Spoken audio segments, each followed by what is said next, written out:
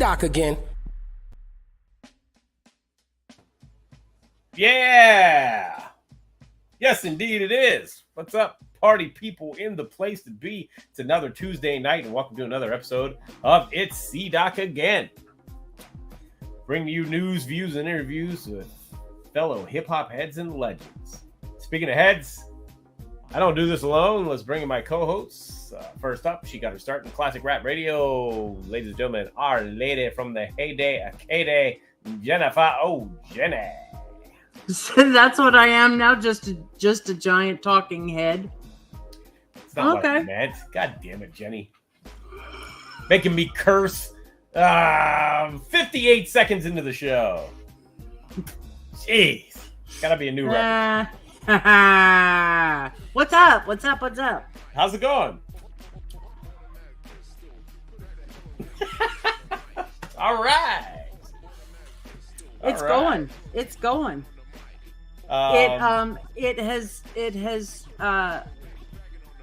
not the ridiculous weather anymore, but I'm just over here screwing things up as I do. Oh, nice. Okay. Right on. Speaking of screwing things up, no, that's bad. Sorry, Ultra Mag. Sorry. Our other co-host tonight is one of the creators of a fantastic podcast in its own right, People's Distinctive Travels, coming from New Jerusalem. Ladies and gentlemen, the man that doesn't screw things up, Ultra Mag 7. I tried to fix it, bro. Last week I was Mr. Pause, and now this week I'm Mr. Screw Up. At least you weren't backdooring it last week. Hey. What the hell? Hey, Jennifer, you're number 2 in my book.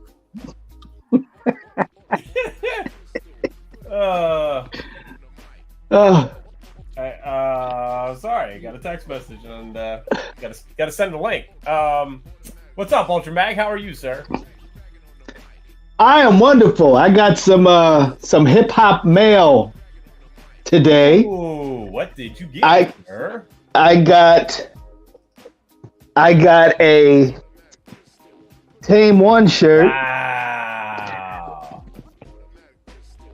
And some Tame One stickers. Hell directly from Tame One's mother. That's dope, man. Yeah. I did on my page, Ultramag at Ep097 on Instagram. Shameless plug. Wow, shameless nothing. Wow. Promote that. Come on, man. But part of the deal. But I did an artifacts video, and Miss Darlene, shout out to Miss Darlene. She inboxed me and thanked me, and she's like, "You deserve a free T-shirt," and it came in the mail today. So shout out to Miss Darlene. Hell yeah! Rest in peace.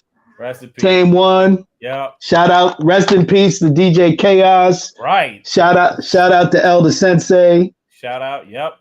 Hell yeah. And shout out to everybody from New Jersey, of course. Yep. New Jerusalem. No, that's dope, man. Fantastic. Yeah, that was man. Things that make a grown man tear up. That was really beautiful. That's very cool. Also tonight, we're gonna be joined. At least I don't know. He just asked to join. Oh well, he kind of blanked out, but we'll get him back here in a second. He was. He has some story. He may have some stories. So we can discuss the what would have been a story for the weekend. Yeah, LA was kind of the hip hop hotbed there over the weekend. It was. You guys had a lot going on there, Jennifer. Yeah. Yeah. Had I known, had I not been doing the mixtape, all kinds of things could have happened. I mean, because you had LL's The Force tour come through. Yep. But then you told me about something else that I didn't even realize. The Delicious Vinyl? put on? They had a little why do I keep blanking? Yeah, exactly. Block party, I think they were calling it. Nice. And I thought, oh, I should go because Battle Cat was supposed to be there and Yo-Yo was supposed to be there and our buddy Speech and the rest of Arrested Development. Nice. And on the stupid flyer, stupid flyer. Yeah, it said, courtesy of Delicious Vinyl, a hip-hop legend, a hip-hop god. And I was like, I'm thinking Delicious Vinyl. Right. That's all I was thinking. Right. So I'm like, well, let's see. Tone Loc, Young MC. No. They were giving you a hint because they said a hip-hop god, referring to the one and only Rakim. The God MC himself. Yes. Yep. I mean, just ridiculous. Wow. Somebody was there and said there started to be a little bit of a rumor about half an hour before, and then out of nowhere walks Rakim. Wow. This was free, you guys. This was free. Next time I say fuck the mixtape and go to that shit. Or call me and just be like, hey Doc, run the mixtape, will you? Yeah, that. I mean, it was nutty. Well, I should have been. Speaking of nutty, someone that actually took the stage at the Force tour over the weekend and kind of surprised everybody. Ladies and gentlemen, MistaChuck D. Hey, Chuck. I'm trying to do my first show with one of these. Oh boy. Is it working? And it's not engaging.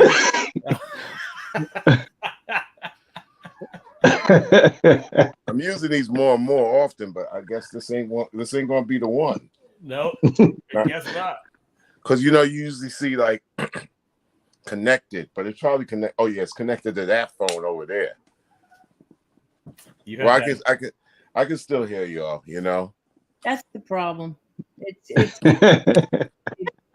What's the problem, Jenny? So Rakim showed up. It was good to have it in town. That everybody was in town because the Force tour was in town. And earlier today, I just finished looking at almost like a close to 2-hour interview on the Breakfast Club at the top of last month. That had LL, Black Thought, and Questlove with Charlemagne and DJ Envy. That was interesting because it was the first time that LL was at the Breakfast Club.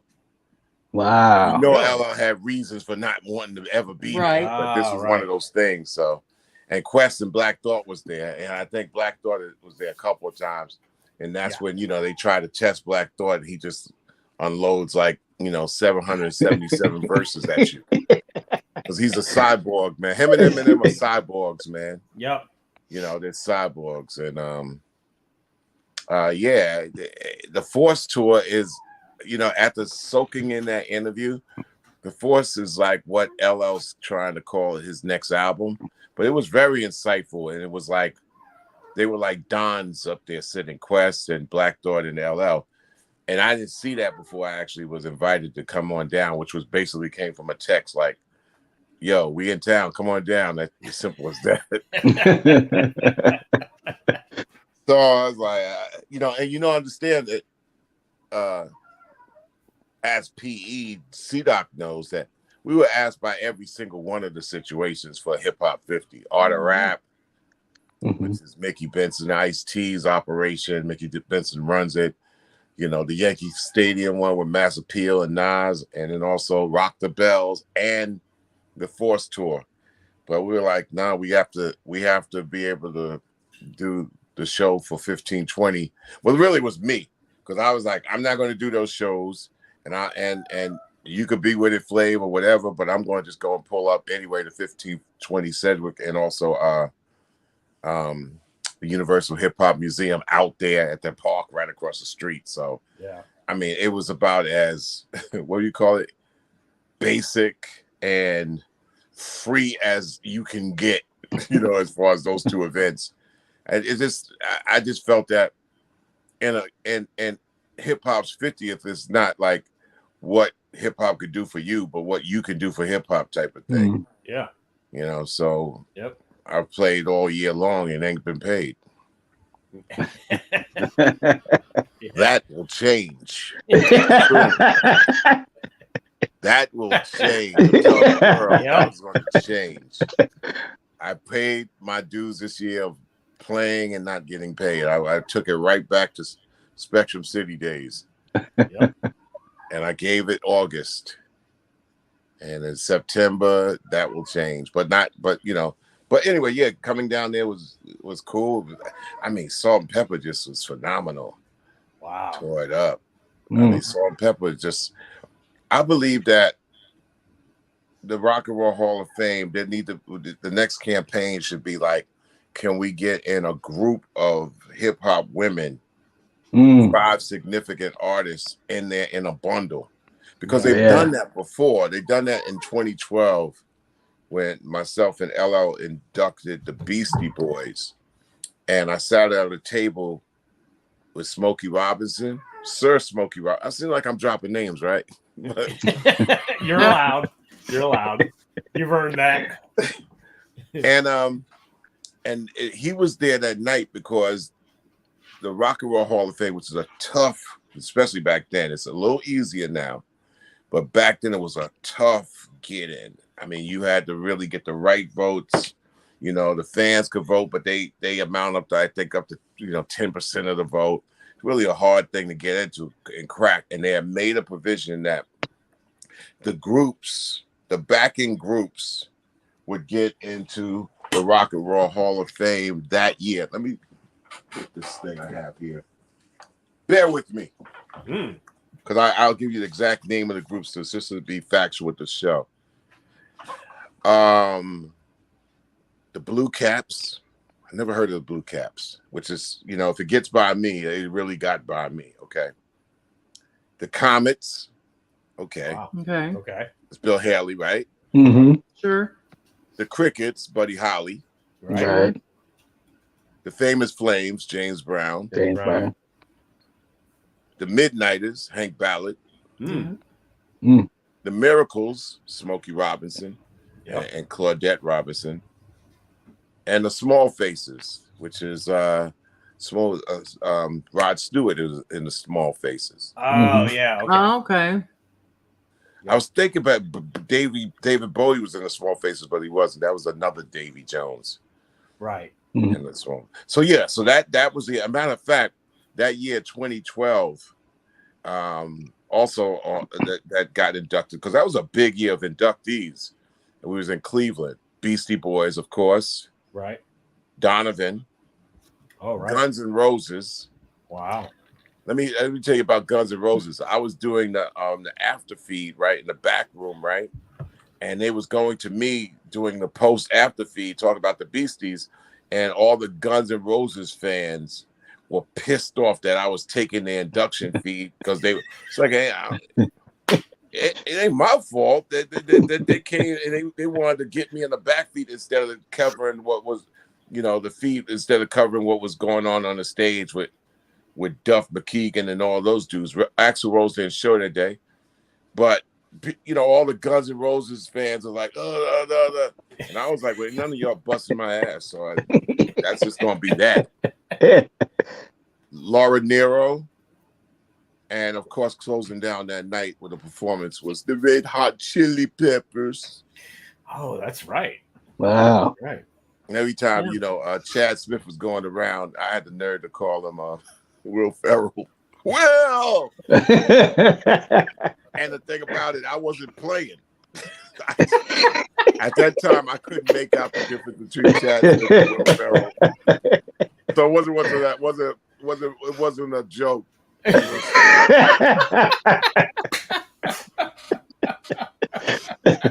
Davy Jones, was that Davy Jones maybe of the Monkees fame that you're thinking about? And yet another Davy I don't Jones. even think the Monkees in the Rock Choir. Not yet, but they No. should be. I mean, really? I don't think the Monkees are in. I do believe that the Monkees should. Yeah. They have a lot of hits. Their hits are playing to this day. So if people felt about the Monkees that they were a manufactured band, right? And they were at first, but they earned their chops, man. You know, right? And I mean, who ain't manufactured, man? I mean, half of the acts on here are manufactured. Yeah, sure. Mm-hmm. Absolutely. Early influences: Freddie King, got in that year, 2012. Don Kirshner. Wow. Wow. Many of us aged people remember Don Kirshner's rock concerts. Yeah, absolutely. Yeah. Yeah, there you go, Then he's gonna be quiet. I don't know what y'all talking about. Oh, she definitely knows. I'm older than all three of them put together. She probably went to a couple. And then he's like, shut y'all's mouth. Tom Dowd, a hero of mine. Tom Dowd, yeah. Matter of fact, Tom Dowd's daughter hit me up and so enamored about the how I'm a fan of her father so much and talk about him. So we were email buddies. The great Atlantic engineer, later on making great hits down in Florida with Criterion. I mean, Tom Dowd, right? Tom Dowd, yep. Glenn Johns. Oh, and this is the award for musical excellence. Glenn Johns, engineer. Yep. And Cosimo Matassa. You guys are familiar with Cosimo Matassa? Cosimo, I should say. Cosimo Matassa was the great engineer in New Orleans, in the New Orleans studio that had Paul Bartholomew, Fats Domino, Lil Richard, he cut down there. Ray Charles, he cut down there. He created the New Orleans studio for a lot of that sound and the rock and roll sound for New Orleans in the late 50s, Gotcha. And I think he also did mobile recording at the Dewdrop Inn. You could go down to New Orleans and it's a laundromat now, but it's a laundromat where his original studio was. Wow. And he's passed on a couple years from now, but here's the trivia point. In the airport the next day, the Cleveland airport, where they happen to have me in the Cleveland airport. That's why I can't get away with no crime in Cleveland because, oh yes, the guy that's on the wall in Cleveland on the airport. So right when you go to Delta, it's like right there, me and DMC and I think Kid Rock is up there and other people. I mean, it's a lot of people, right? Jeff Beck, who passed away, I think last year, this year, one of these 2 years, right? Yeah. Anyway, he was in a wheelchair, and I said it's my honor, and I wheeled Cosimo Matassa to his gate. That's dope.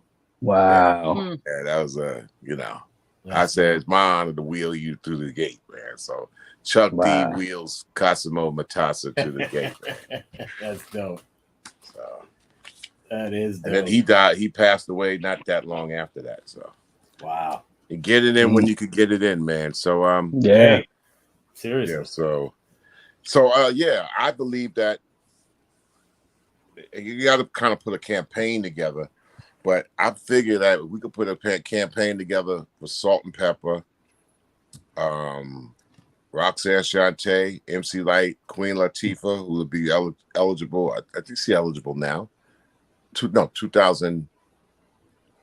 No, she's been eligible. Yeah, she's been eligible. 89. 89. So that's 25 years. That's 2024, right? Yeah. No, that's 2000. That's 35 years. I mean, it's 35 years. Yeah. And figure maybe Yo-Yo. Those 5, because you got to How go about- in there. It's like, hey, listen, this is a campaign. We're going to try to see if we can do what you guys already did with the backing groups, and then you got to like submit it, and then it's got to, from that point on, it's got to carry steam, because you know you got people like Deep Purple who are not in, and so they got rock fans, man, that who to the last day they die, man, they're gonna be like, you know, they're gonna be fighting for their groups that they really are staunch about. And the difference with the Rock and Roll Hall of Fame, you know what? It gets me when the Rock and Roll Hall of Fame, when you talk to music casuals, it's like, or people who are purists, they downplay it. Yeah. But I follow sports, and every time you look at sports, what they talk about? Yo, he a Hall of Famer. He in the Hall of Fame. You want to be in the Hall of Fame. The original Rise was like, I'm a rock on and on to the break of dawn. Got game, rock it to the Hall of Fame. You know what I'm saying? So I mean. So for rappers to downplay the Hall of Fame, it's to me, it's like, yo, man, it's like, and then you don't compete against. It's like Public Enemy didn't compete against Rush or David Bowie, right? It's how you're measured against your peers, Right? And regardless of whatever, a promoter will tell you if they got 6 acts, right? Name the first group and name the last group. And when we finally had our stride, we were the group that at the end of the day, we got to close out the show. So the ones that are known to close out the show are the ones that basically get the first vote. Yeah. Right. You know what I'm saying? Wow. It ain't one of those. And half of it's taste, the other half of it's like a promoter will tell you. So yeah, they're this and that. They got some records and all, but they're closing the show. Right. You know what I'm saying? Yep. The heavy hitters. That's why Public Enemy was like 36 as far as the out of the groups. We was the 36th group to get in on our first year of election, because when we competed, you know, at the end of the day, who's gonna close it out? Only a few gonna close it out after us, and they was already in. Only one that wasn't is LL, which I thought was a travesty, because I felt that LL should have been the first soloist in the Rock and Roll Hall of Fame, and I just thought that was a travesty that he wasn't. It was because you don't have enough of a knowledgeable voting body up in there, because the rock heads gonna know to the T what they voting for. Right. Yep. So if Deep Purple can't get in, it ain't Deep Purple versus Donna Summer, who's in because she dominated her category. It's Deep Purple versus Led Zeppelin. Who you think gonna close out the show between Led Zeppelin and Deep Purple? Right. It ain't Deep Purple. Now they didn't all play together. They all had their own thing. But if you had to put the Beatles, Rolling Stones, Led Zeppelin, and Deep Purple in a room, who you think opened it up? Who you think opened it up? On the water. Yep. Who you think opened it up? Jethro Tull and Black Sabbath. Who you think opened it up? Black Sabbath is closing it down. Sorry, it's just the way it's going. So that's what you compete against. So to the naysayers, they also say, "Yeah, but this is the Rock and Roll Hall of Fame, and that just ain't rock." I said, "Well, we the roll, baby." Yeah. Damn straight. That shuts the rock critics up so bad. They had no rebound after that. I said, "Who do you think is the role?" Who was the first soloist, rap wise? Who was the first? The Biggie and Tupac. I thought that was a mistake. Yeah. So it's like now you're going to attach the death. The death. I was going to say that's a gimme. That was a mistake. That's to me that was a bad mark on hip hop, because you're celebrating posthumously something else other than you're celebrating impact instead of the actual. You know what I'm saying? Right. And you know, I had a lot of respect for Biggie, but yo, man, you got an album and a half in there. Should you be in there before LL Cool J? Hell no. Then you got new heads that come in and they judging from when they got interested. You don't never judge a total thing based on how you came in. Right. You got to base it on a total spectrum of what it is. Thank you. You late because you late on it. Chuck. Point of view. That's why I don't engage myself in barbershop talks.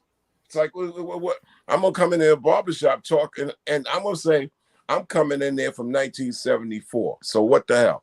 Right. I'm judging 1977, and you gonna, oh, well, I wasn't back then. Well, that means somebody here should shut the fuck up. Precisely.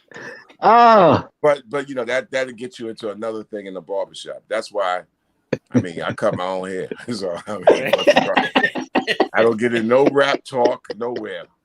When we talking sports, it's an even field because I don't play sports, so I could be opinionated, but because I don't play. Now, if I'm in a room full of ballers and ex-ballers, I shut up and know what, and they be, yo, Chuck, what do you think? I'm like, man, I didn't play Major League Baseball. You guys did. I don't know what the fuck. Sit down with, I'm your fans. Fuck that. You know? So I've been in rooms with basketball Hall of Famers, football Hall of Famers, baseball Hall of Famers. I can't even begin to talk about sports if they in the room. They think, yo, man, you in the football Hall of Fame. What the hell can I say? But I'm just a fan. Right. Yeah. Once you start talking about rap music, okay, here we go. I shouldn't even be in this conversation, bro. Because y'all talk about Mount Rushmores, and I'm like, I gotta excuse myself. Yeah, Chuck, you go ahead. I'm sorry. I'm saying hip hop is not a Mount Rushmore thing. It's a mountain range. It's really like the Andes. It's the Alps. It's the Rockies. It's a mountain range. Mm-hmm. Yeah, Right. Not a cheesy little mountain, you know, and shit with 4 faces on it. It's a mountain range. Maybe I'll do some artwork. Like I'll do a mountain range and a whole bunch of hip hop. There you go. yes. There you go. Yeah. I The see mountain it. range. I can see it. Yep. Wow. I'm sorry, Ultra Mac. I cut you. No, I was gonna say my great uncle's brother is in the NFL Hall of Fame. Dave Robinson played for the Green Bay Packers. I just saw him at a funeral like 2 weeks ago. But when he talks the football stories, you just sit back and listen. Like, you know, look at me. I'm small. I didn't play football. I mean, I played Little League, but you hear those guys, the stories they tell, it's incredible. It's incredible. Open up and listen. Another great interview I've seen online. Vlad, I had to hit Vlad up the other day. He had Fred Williamson. Oh, the hammer. The hammer. The hammer. It was dope. He's 85 years young of still Fred Williamson. Wow. And also coincidentally, C-Doc, he was one of Malik's running buddies. Yep. Of course. Yeah. Yeah, because Malik was telling me all the stories about when they were shooting Bucktown, you know. And good crazy stories that I'm not going to repeat here. That you can't repeat. Hey, listen. One thing he said in that interview, he said he never lost money making a picture. Wow. That's dope. That's the C-Doc HWIC model. Last night I watched the Quiet Arrangement on Tubi. I saw that. Yeah, you sent me a picture. That was you guys watch the Quiet? You ever seen the Quiet Arrangement? Nah. My first feature. Okay. You can go watch it on Tubi right now. Yep, There's my shameless promotion. Right shameless plug. It's dope. Shameless plug. Doc also, you know, he said, Chuck, you got to be in it. He's got a spot in there, and I looked at my role last night. I was like, hey, I didn't do that bad. I know Doc doctored around it for me, but you know, I was like, hey, that was all right. You know, actually, when I approached you, I was going to ask you for money, and well, you know that ain't never gonna work. I know. Well, you know, but I was making it so cheap. I figured out maybe Chuck could throw me $1,000. And I was like, I went up to him and I was like, so I wrote this feature, and Kyle's going to be in it, our mutual friend, a friend of the show too, Kyle Jason, and Kyle's going to be in it. And I was about to say, and I was wondering if you wanted to invest in it. And before I could get that out, Chuck says to me, "And you got a role for me?" And I go, yes, I do. Sure. And he's like, okay, let me know. And I'm like, okay. And then I walked away and I'm like, oh my God, where the hell am I going to put Chuck in the movie? And then I would have bought that $1,000 with me. You should let me know. I didn't know how to follow it up because you just offered to be in the movie. I'm like, oh, okay. We sure enough have invested in a whole lot less than that. That's true. That is true.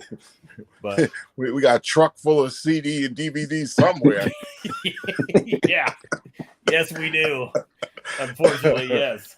But, we try to unload, get those things at Dollar General before that goes out. Yep. Yes, indeed. But yeah, man, that was a great time, and I thank you for making your appearance and I'm actually gonna. I actually cut it. I put it on Brain the Noise. I'm actually gonna take that clip and put it up on a couple social medias, like you know, look at your boy type shit. Yeah. Yep. You've been in 3 of my films. You were in that one. You were a radio DJ in Swing Low, Sweet Chariot. Oh, I was terrible in that one. I only want to see that one. You were fine. You were just being a radio DJ, doing what you did. And then you were the psychiatrist in Heights Girl. Oh yeah. The one that fit the best was in the car. Yeah. On Quiet Arrangement. Quiet Arrangement is one of my favorite movies anyway. I forgot I was in it actually. I was like, oh wow. Nice. All right. Yeah. You know, there was one time at the radio station that somebody showed up, and I to this day can't remember what in the hell he was doing there, but it was Rosie Greer. Really? Wow. Who's very much he's active and kicking ass to this moment. Yeah, he was there, and the reason it stuck in my head was because he was crocheting. Wow. And I asked him why, and he said, "Oh, it calmed him down." Yeah, because he was one of the fearsome foursome of the LA Rams. Yes. Of the 60s. And you talk about Rosie Greer, you talk about Deacon Jones, head slap. Merlin Olsen. Oh wow. Jeez. And oh man, the best one was the best name I can't remember right now. But man, what was his name? It's on the tip of my tongue, but I'm not going to waste no more time. And then if you hear me blurt it out, well, but you can also look it up. Fearsome Foursome, Los Angeles Rams, and Olsen, Jones, Rosie Greer. I think not Roosevelt Brown, but it was an illustrious name because he was the one that cornered off the fearsome foursome. Andy Robustelli? Not really. Was it Robustelli? No. I'm looking at Fred Dreyer was too young, right? He was too young for that. Yeah, he was too young for that. New York Giants line consisting of Andy Robustelli, Lamar Lundy. Lamar Lundy. That is the Rams. We talk about the Rams. Yeah, Lamar Lundy. Giants. Lamar Lundy, Brown. Merlin Olsen, Deacon Jones. Lamar Lundy. Do I not know my shit? Lamar, I got it at the Rosie Greer. Buzz. Lamar Lundy, Deacon Jones, Merlin Olsen, and Rosie Greer, the fearsome foursome of the Los Angeles Rams. Yeah, I still have no idea what he was doing at the radio station, but he was sitting crocheting on the couch. Yeah, he was. He's trying to keep him tackling you, Jenny. He's just sitting on the couch in the public affairs department crocheting something. I was like, oh, okay, that's Rosie Greer. That's weird. He had sacking in his blood. Yep. Yes, indeed. Yeah, it was one of those things like, why are you here? I don't understand what's happening. Well, he was going around that time buying up half LA in real estate, so he might have been trying to check out to buy the building. Yeah. Right. You're talking about buying Los Angeles real estate in the 70s and 60s and 80s. So he was probably picking up, buildings by the pound. I think he went and did an interview for something, but yeah, but by the interview it was like how I'm going to come here and buy this building. Right. Or Alvarado. Right. How do you remember that that's where it was?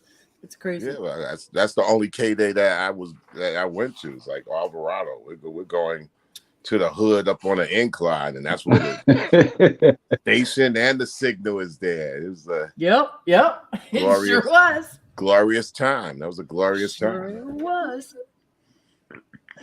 Mm-hmm. And you had to drive up the driveway to the parking lot, and then you walked in, and then to get to anywhere other than the advertising people, you had to walk down the stairs and down the hall. Yeah. Yep. I've been in traffic on that street, especially doing things with Prophets of Rage and going downtown. From where I come around from, I'm catching it off the 5 and come through there, and I always look up that hill, and I'm like, oh shit, and that place is always loaded with traffic. But you know, it's empty now. Yeah, it's completely dead building. The whole building's empty. Whole thing. It's locked up. You can't even get up there. Yeah. Yeah, because Rosie Greer bought it. Yeah. It's completely dead. Open up that door, Jenny. There's Rosie still crocheting. Yep.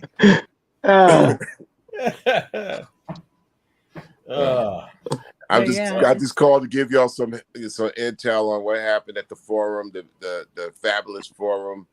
The place still looks the same. The building, when I went in there, I went in there pumped up because my favorite TV show at the time, at this time, is Winning Time. Winning Time is the show that's on HBO Max about the Lakers championship dynasty. Favorite show. It's my favorite show. And I couldn't stand the Lakers. I couldn't stand any of the Lakers, although, Kareem is a good friend of mine and a hero and all that. But all that Showtime, LA Lakers stuff, Pat Riley, I couldn't stand it. But I admire every ounce of that show, and I admire every ounce of all those players. I remember one time I was on a Delta flight, and I happened to be on the flight, and Michael Cooper was on it. Ooh. So I saw Michael Cooper walking past me because, it's full. He probably caught the last flight or whatever.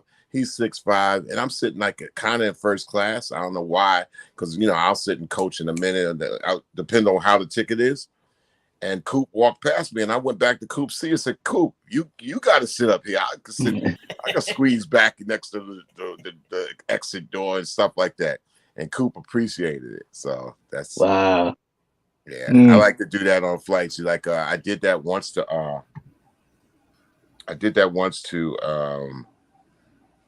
what's his name? From Stax Records. I just got as a matter of fact, I put it in my latest book.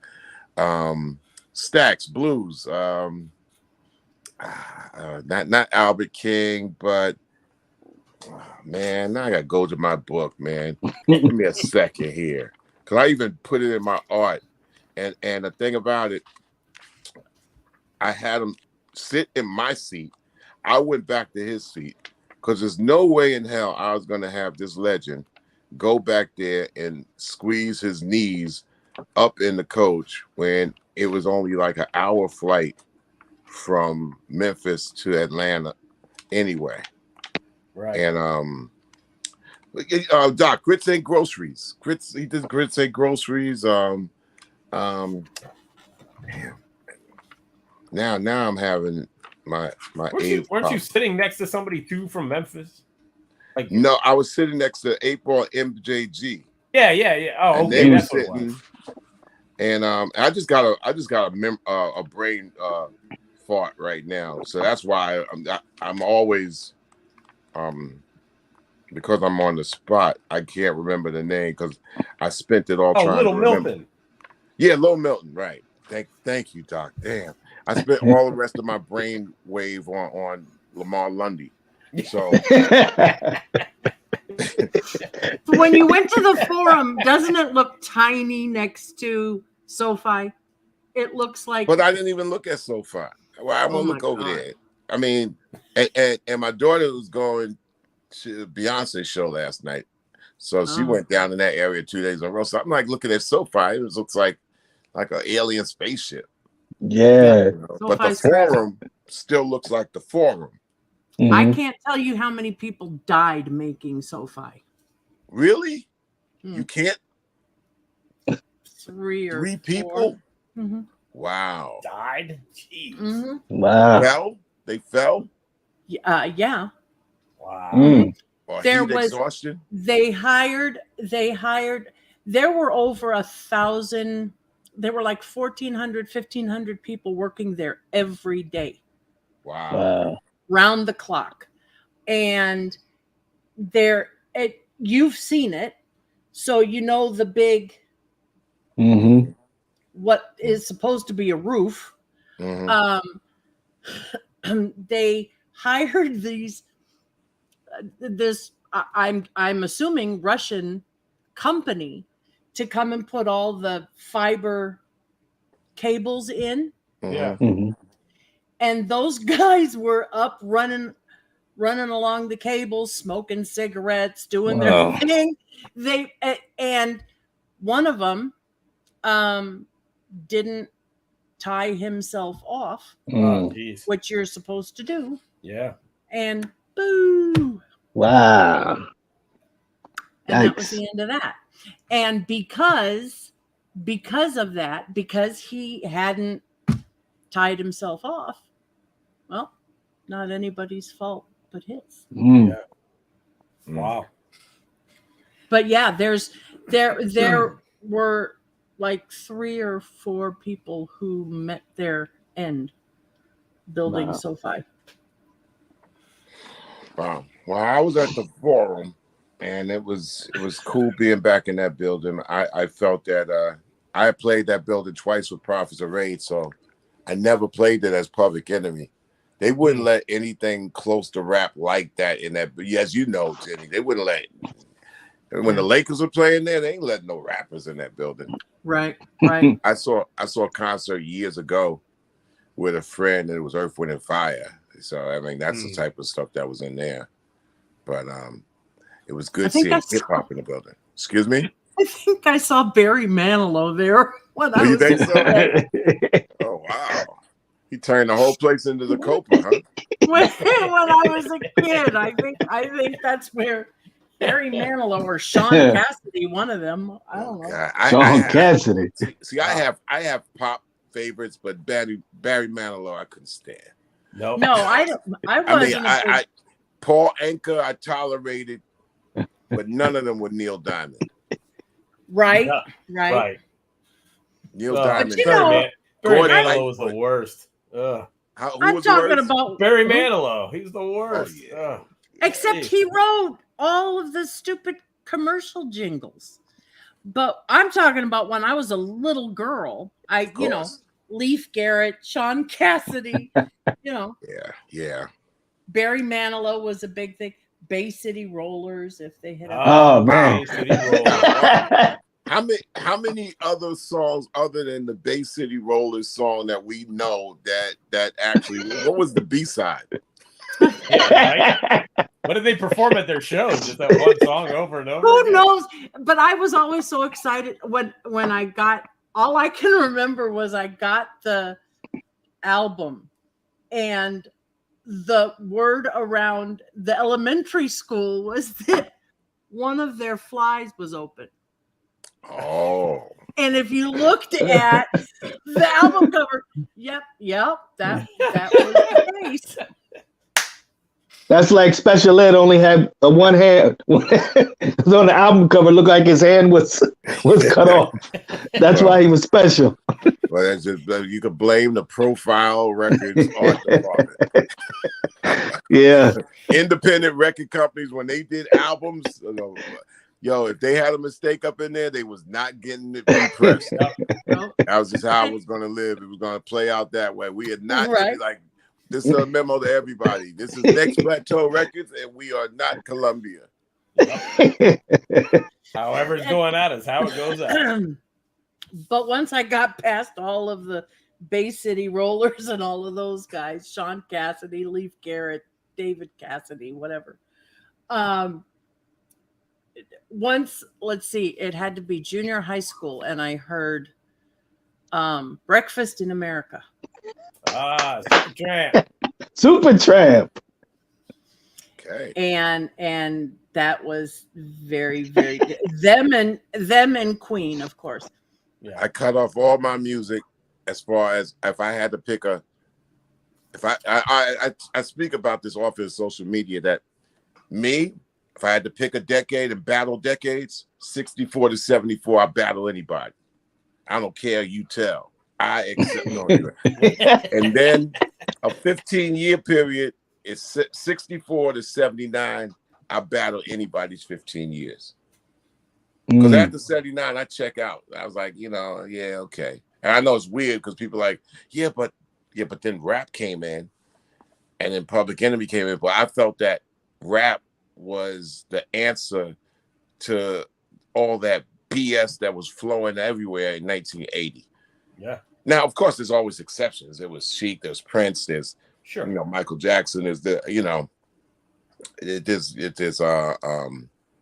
what you would call it, Van Halen. There's all, what I'm saying, but those are your hits. But I'm just saying, generally, the world of competition in music, 64 to 74. I battle anybody's 10 years, and I'll be running online, like on X. They'd be like coming up and telling me the 90s could battle the 64 to 74. I said, no way in hell, man. Nope. Everything that the 90s they pick from that 10-year period too. Yep. Right. Yeah.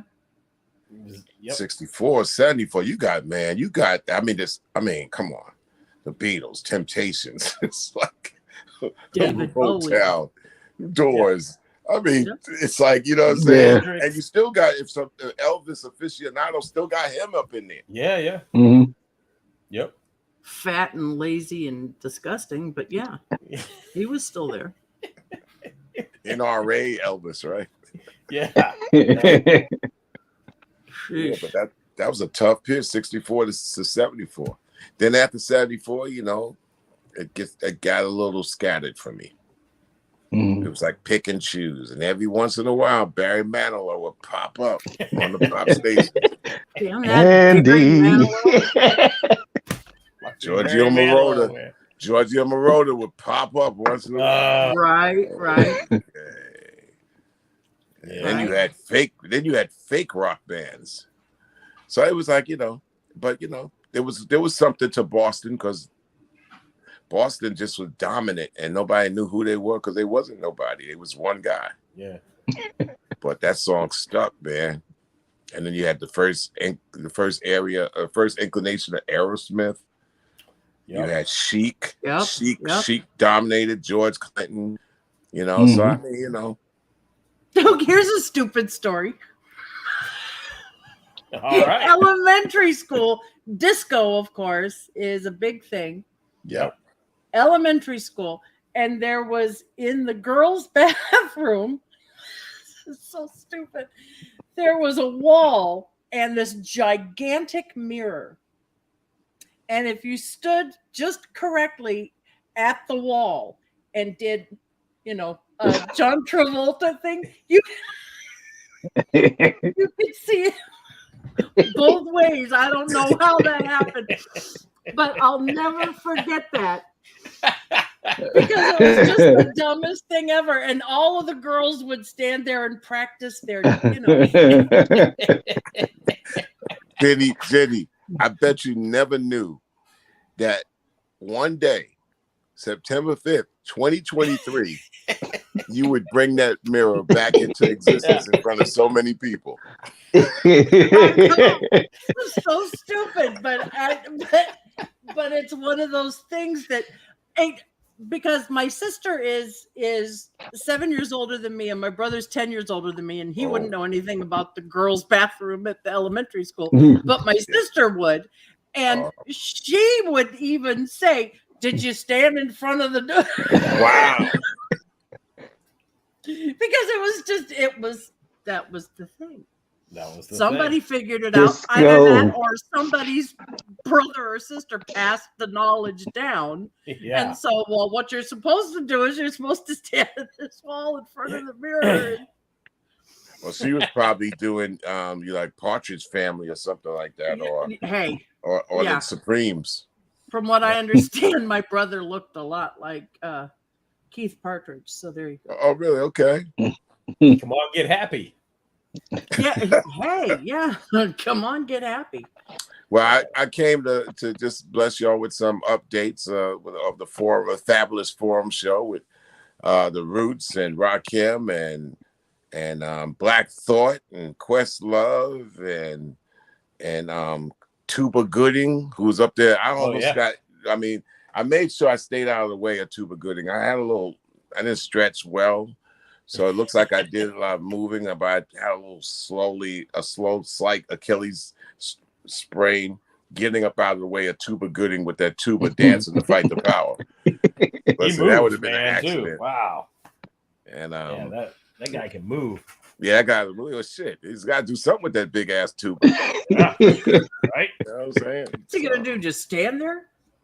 Yeah, right. So he was up there. He was animated, but it was a good night, man. It was a good night. So yeah. So I came to give y'all that before you get mud on the air. Yeah, I don't know where he is. Well, there was mud up at Black Rock City up in Nevada during Burning Man. Oh man, Burning mud. Yep. Different kind people of mud. had to escape. That burning mud. Yeah.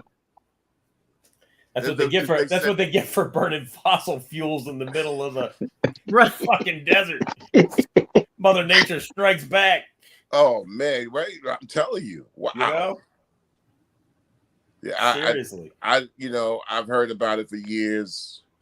It's a great big arts festival and all that, but I'd be damn if I'm going in the middle of any of these deserts. No. Just to figure out me and the elements and figure it out. It's like the elements are the elements for a reason. So you got to go there. It's not a joke, Exactly. Isn't that the same as like those? What is the clown? Come on. Juggalos. Meeting of the Juggalos. Insane Clown Posse. I don't think it's the same thing.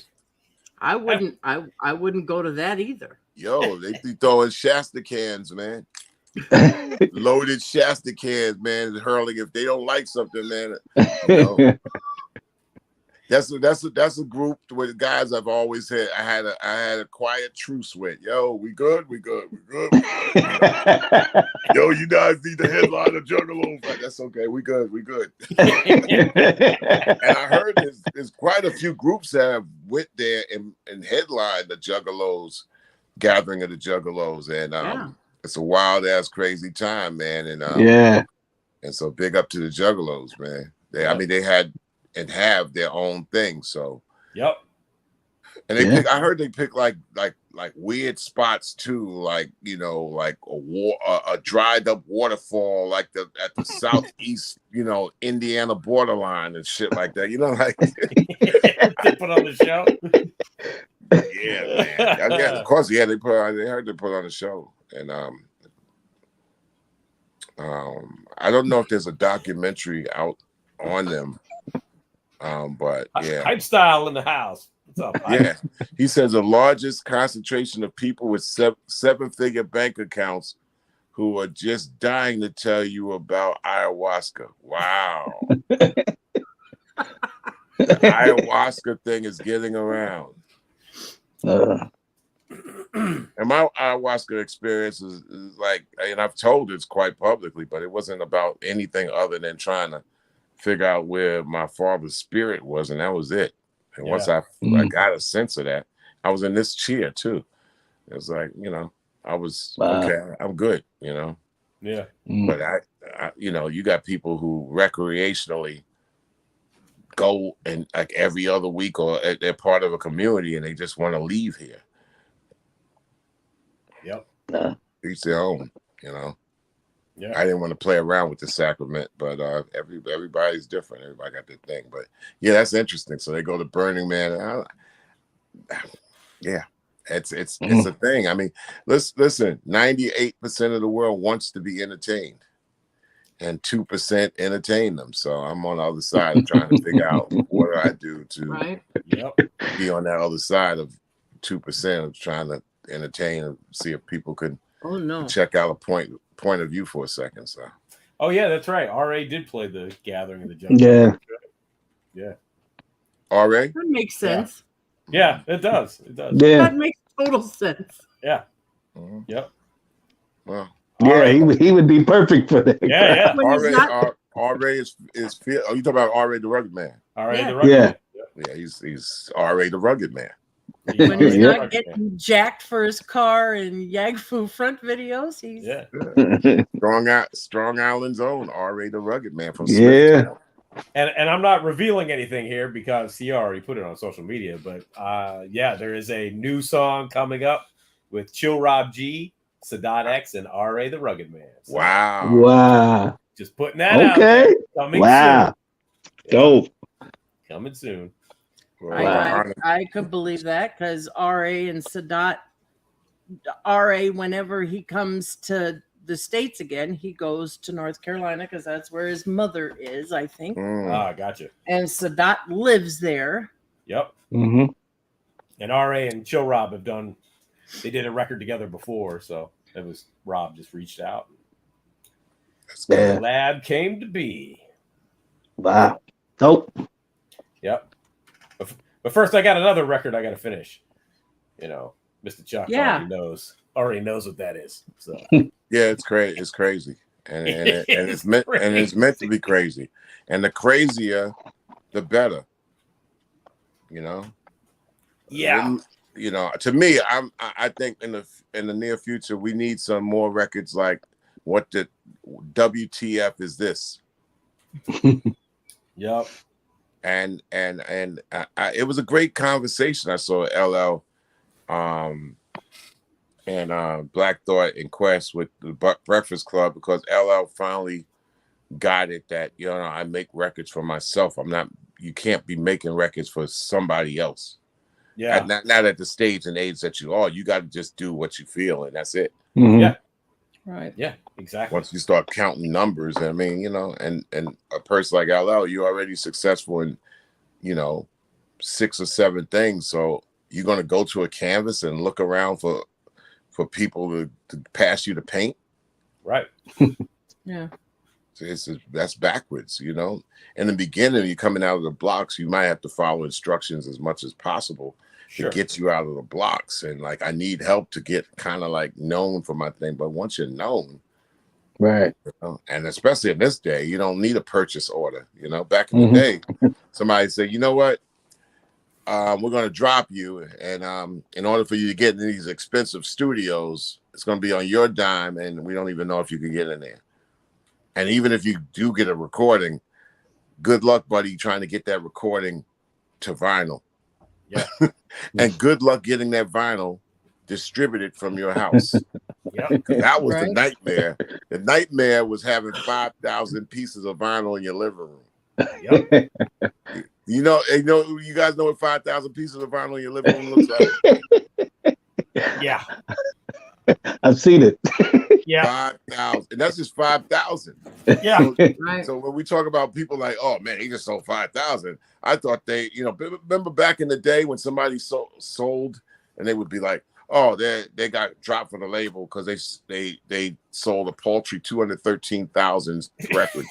So we're gonna drop them.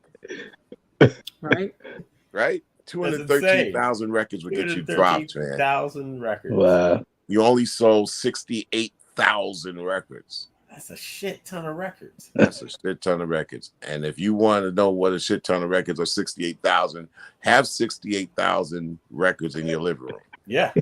You can't get them in here. They won't. You couldn't get them in there.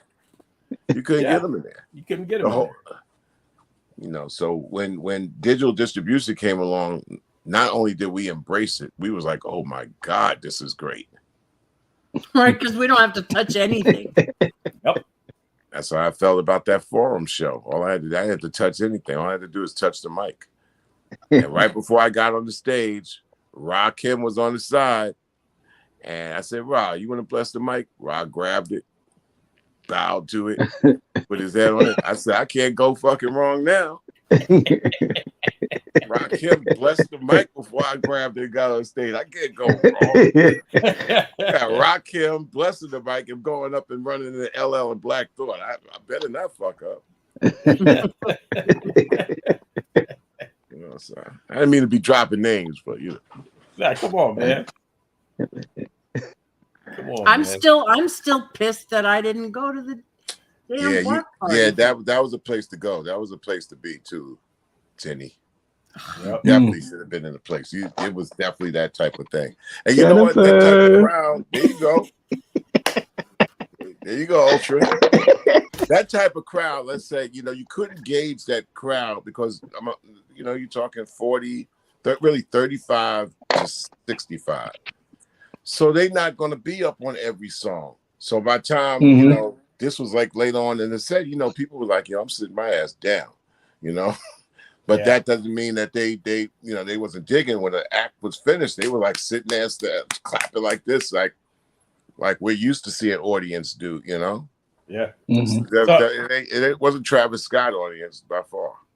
Yeah. So you were there, Rob was there, Ice-T was there, and Salt and Pepper. Latifah was there. Me and La was on the side. It was like fourth time running into Latifah this year. I said, La, 4 times? Something must be up. She said, yeah. I thought I saw Latifah a couple months ago on the 101 driving a black Audi of all things.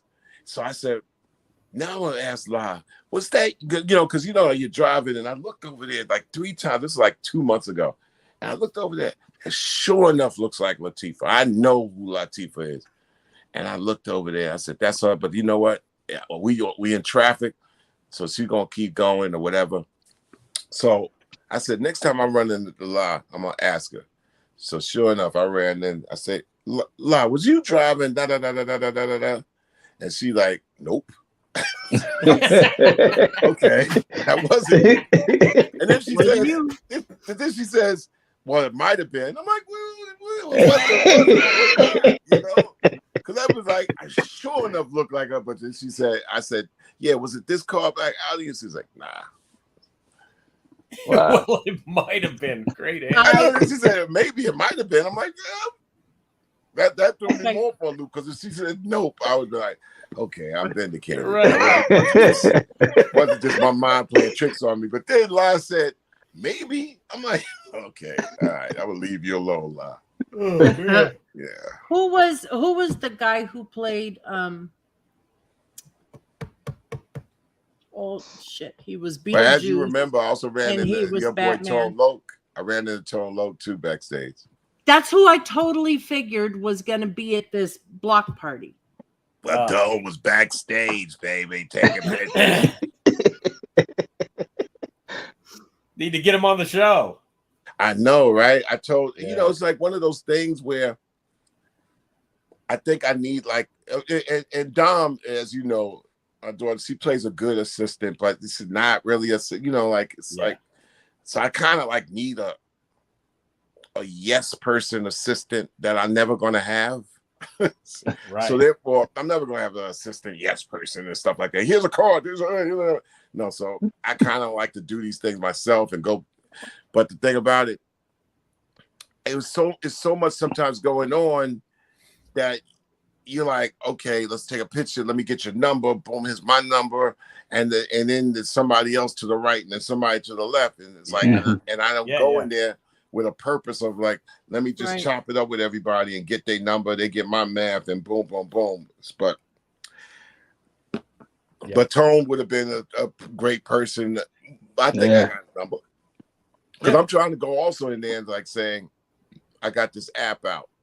So as them getting their app that I can engage, so that's was one of the things I was talking about, to bring the Noise app, but then exchanging numbers and math and stuff like that, it gets to be a frenzy after a while.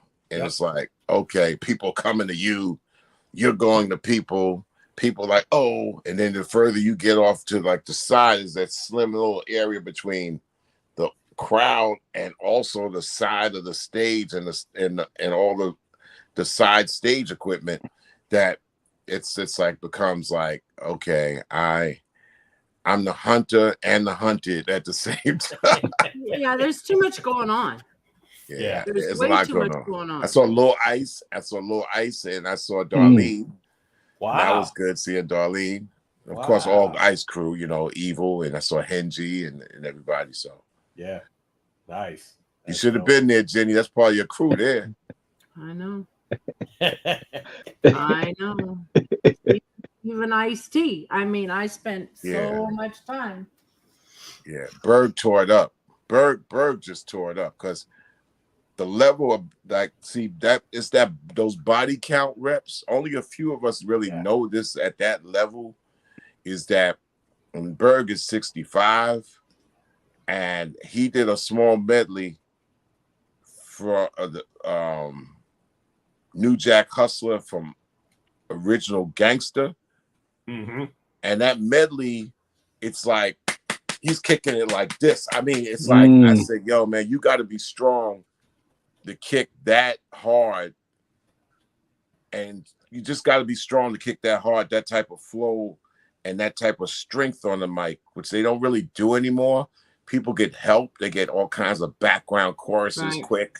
Yeah. They get auto-tune and all this shit. No, Ice was straight out rapping. And it's coming like this, right? And you could see it because, I mean, I know it's damn hard up there. I was just up there, and it's like, and I know I don't have reps. He's got reps, and he's also got body count reps.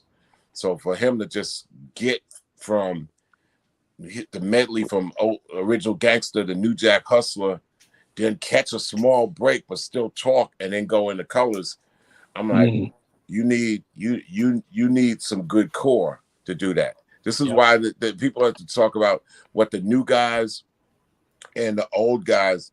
The difference is core and strength, because as young as the new guys are, they got too many crutches. They got a lot of crutches that protect them, and that they don't have to move. Yeah. So it's not based on stamina. Like if a Big Daddy Kane is up there and it's rhyme and beat, it's just him, rhyme and beat. And Kane ain't gonna stand still. So he's gotta deliver, keep it moving, and them beats is coming like this. Mm-hmm. A lot of times when that beat is clapping slow, and then the cat could go and then they could skate around it, and then you got auto-tune backing it up, or you got a lot of other people on the mic filling in your words, Yeah, that ain't, I'm not saying that ain't hard, but it ain't as hard as hell. And so LL's doing 2 sets, and he's got to do Rock the Bells. And let me tell you, doing Rock the Bells at 60 years old, or what age that L's going to be, 55, 58, or whatever he is, and doing Rock the Bells at 31, it's 2 different things, man. I'm telling you. The new cats is falling flat, man. I'm telling you, they got 12 minutes in them, man, at that type of intensity. You know what I'm saying? Yep. That type of intensity is like this. You know what I'm saying? It's like, and if you don't train for it and you don't go at it, this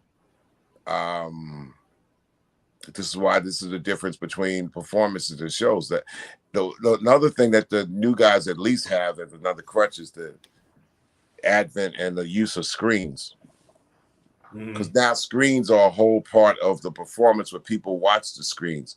But I noticed from the Force tour, people watch the screens, but they really kind of was fixated on the stage as well. They're used to watching the stage and the screen second. New audiences from 35 down are used to watching the screens first and the stage second. Matter of fact, they used to coming in here like this, like they do the Statue of Liberty shit. Yeah. Coming in, got their phone, and they watching the screens, and they watching the stage, and if their phones is too far from the stage, then they just copying the screen. That's a whole nother dynamic.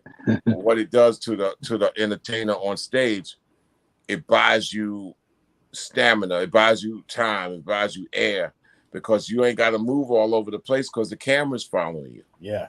You know what I'm saying? I learned that when we was Prophets of Rage in about 4 years ago, and we're playing up against 9 Inch Nails, who's known to like kind of give a riveting show. So we were in France and we played after 9 Inch Nails played after us. So we gave our show, which is a physical thing in itself. And then when Trent and them went on, it seemed a little subdued, but it was subdued from the side of the stage. What they were doing, they had 2 cameras on there and they were performing, but the 2 cameras was their unit, and the screens that set up with their screens, or what was the venue screens, but their crew was plugged into their screens. So basically people were seeing a live video presentation at the same time they was looking at Trent and 9 Inch Nails on stage. So on the stage, Trent wasn't, doing much, but on the screen, it was almost like a lot of shit was happening. Yeah, so all heads were looking at the screen. They responded to the screen and less of Trent on the stage. And that was a teaching moment. Yeah. The craziest concert I ever saw, and I guess he was always like this, was David Bowie. Oh yeah. I saw the Glass Spider tour, which was what, late 80s, maybe. Yeah. And there was no screen. It was I mean, the craziest things I've ever seen. First of all, the entire stage was exactly what it was, a glass spider. And what's the one song that everybody's gonna want to hear? Ground Control to Major Tom. He came out of the ceiling in a gigantic wingback chair, like a throne. And there was a table somehow attached to the chair next to him, and it had a phone on it, and he's singing into the damn phone. Wow. Space oddity. It was like, what is happening? Nobody, how lots of people needed to be taking notes because this is how it's done. One of the masters. I mean, back then they could not make any mistakes on that stage. They had to leave you awestruck, and most of those artists at that time left you awestruck because they knew the sense of the theater, they knew the sense of timing. I mean, look, all eyes are on the stage. You didn't have no screen. Well, he was like freaking David Bowie. Yeah, of course. He was born for this, Yes. He was David Bowie. What was the U2 tour when you guys were on that tour? I was talking about that earlier today.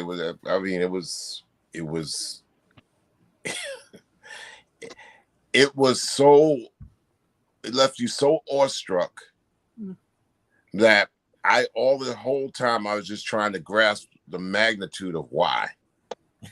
Like, I'm stepping out and it's a stadium. We're the first rap group that really played stadiums on a regular basis, and that's only because of U2. Yeah. So they're up there in Dodger Stadium, Oakland Coliseum Stadium, Anaheim Stadium, and the first stadium that we played was up there in Wisconsin in Madison, 80,000 people. And I'm stepping out there doing our half an hour set. And I'm like, what is this person way up there getting out of this show? I was like, I don't get it. Because if you're sitting in 7,000B next to the upper deck light tower, I mean, what the... And back then, they were the best at that particular time, but you still felt the sound was clapping off the concrete, but it still was strong. And the screens were projection screens. So that's what made a U2 handle a stadium, because they had the best at the time. Yeah. What's changed this into making anybody play a stadium now is that you have the LCD screens, LED screens rather, which you could build a building full of that now. Yep. Not based on a screen. It's just like it's its own thing that you can build as big as a stadium, and you got digital sound coming off the board, which means your sound is going to be bigger and better no matter what. So it's nothing that's analog in there whatsoever. And so this is why Chingy could do a stadium right now. You know what I'm saying? We don't know if he's gonna fill it, but he'll rock it. So, I mean, I'm saying that U2, and the reason is that they had to run it like Star Trek, and everything was precision to the minute, to the second.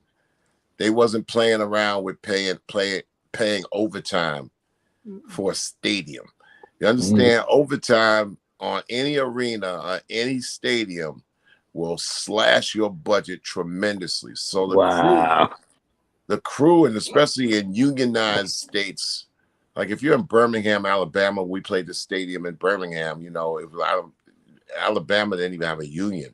Just had a bunch of people. Hey, listen, 100 of y'all, you want a job? Work the stadium, another concert, but not in New York, not in California, not in Illinois. You're running deal with into unions. Teamsters. Yeah, all that stuff. So everything is running to the T. So we're playing Madison, right? First show. Now we're the best in his Public Enemy. We play with rockers. We've done it all. You know what I'm saying? Now we're with U2, World Series. Stadiums, precision that outfit. Damn, they're like the military of music, right? We play, do my thing. Public Enemy got a half an hour. Get off the stage, side manager. We did 33 minutes because they got a clock. Did 33 minutes. I'm looking at it and said, damn, my bad. I'm feeling like, oh shit, we only went 3 minutes over. And Doc, with the flavor factor, it's like, so it might have been him that added down the 3 minutes, yeah. So I'm looking at the side of the stage manager. Really, I said, listen, when I give you the mic, that's when our show is over. So that's that. So I gave him the mic, and I said, yo, we'll get it down. Next show, got you. Come under that time. And he looked at me and was like, yep, you will. Next day, damn right you will. Next day, I know. Next day, I looked at Public Enemy. How many minutes do you think we had? 27. Exactly. They took those 3 minutes back. Wow. That's how precision that shit was. Wow. So you guarantee you're gonna be on time tomorrow. See, this is the shit that people don't even know about. This is why these shows are the equivalent to what a sports show would spend talking about the same damn game, like on ESPN and all that. Really, we talk about music and incidents, and we're able to get micro dynamic on the details. Sports pretty much talks about the same damn game all the time, and it makes it seem like things are bigger than what they are. It's a different game than before. No, you just got more analysts, and you got more screens, more opinions. Details. Yeah, but we don't have that in music. We can't talk about the nuances in bars and when this DJ decided to do this on last week when y'all had the scientifics. So I mean, shit, the tech specialists. I mean, what the hell, man? It's like they're scientists of this. They're so deep, but what show can handle them, right? You know what I'm saying? Yeah. Right. Like who's going to ask them the questions that they're equipped to answer? Only scientists that are fanatics, and shows like this that are interested. So that actually gives the Yahoo front guys a breath of like nothing was in vain because we were not alone, So that's what it's about. And I think we're getting to that. I think there's a trillion podcasts out there. I think a lot of them are cul-de-sacing each other because it's like, it's the same thing. And, So what got you into hip hop? It's like really? I get that question all the time. So so what year did you start hip hop? Well, Wikipedia says call to the right. I'm like, for real? That's why I believe that what I'm going to do at Bring the Noise, I'm going to do like what they did at Talk Soup. Remember Talk Soup? Yeah, and all they did. Used to love remember Talk Soup? And they talked about talk shows. Yeah. Channel. And right, how about having a show where we just show podcasts? Yeah. Oh yeah, so and so said this on that podcast. Can you believe that? You know, that type of thing. Exactly. Wow. There you go. There's a trillion. Listen, there's a trillion podcasts. There's going to be more. Yep. And they're going to start up. So tell the audience, man, especially all the young heads out there, how did you get in hip hop? Well, We don't ask those questions. So I don't ask those questions. So what you got out now? Are you back in the studio? You know what I want to know though? What you want to know, Jenny? What's your favorite curse word? Favorite curse word? The word I'm not trying to too much is like the MF is just like it's been almost like another thing. So I remember the first time I heard somebody, it was Gary Costa in my 6th grade class. And I didn't really curse up to, I didn't curse much in high school, but he was in the 6th grade and he cursed all the damn time. Gary Costa. Get the fuck out of here. That motherfucker over there. The fuck that. I'm like, wow. Gary, come over here and curse. You know, and the best cursor ever on the planet Earth, ever, Charlie Murphy. Oh yeah. You could say a curse, and when he cursed, you'd be like, "Oh my God, cover your mouth." The way he had a cutting razor edge to his curses. I remember.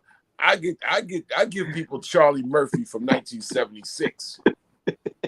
Everybody, Charlie Murphy is a discovery post Eddie, post Dave Chappelle. That's their discovery of Charlie Murphy. Yep. I was getting Charlie Murphy tore up Roosevelt High School classrooms in 1977. Right. Like my boy Neil, he was in the upper grade, and Charlie Murphy was in that. Charlie was a year older than the upper grade. So my boy Neil was in Charlie's classes. Well, the classes that Charlie should have been in. Yeah. I was gonna say, yeah. Charlie had come in there, and then they got. It was a class, not no serious class, something like home economics and shit like that, you know. Right. But Charlie's in there, but he ain't in there, that type of thing. So he come with the days he come in there, he in the back, and he commenting. So every day it was like the Charlie Murphy show, because I said, yo, Neil, yo, Hawk. Hawk was his nickname. Yo, so what Charlie do today? Yo, Charlie came in, man. Yo.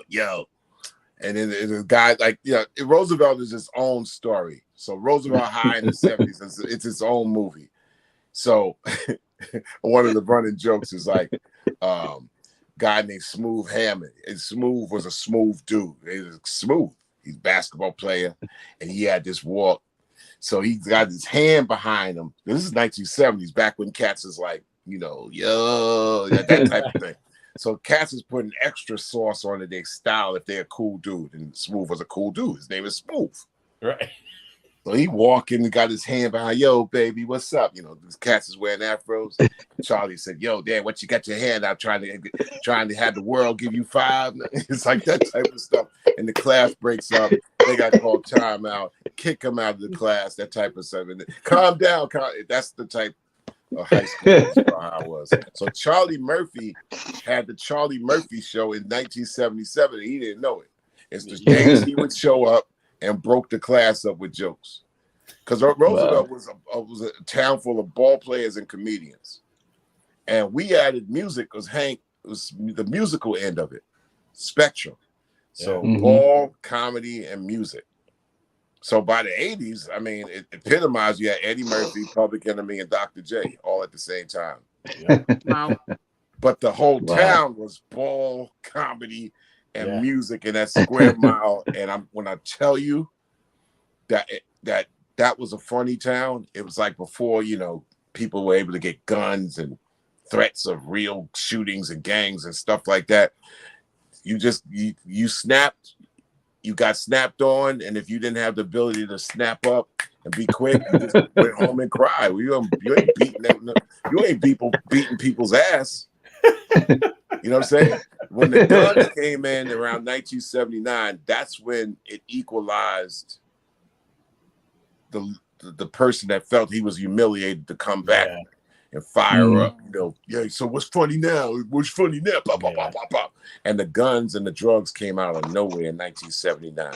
So that's when we realized that for some reason there was no guns and there was no drug of damaging choice in 77 and 78. Everybody convened at the Roosevelt roller rink, but we had the cocaine wars up in Manhattan and Nicky Barnes and all that stuff that was depicted in American Gangster with Denzel.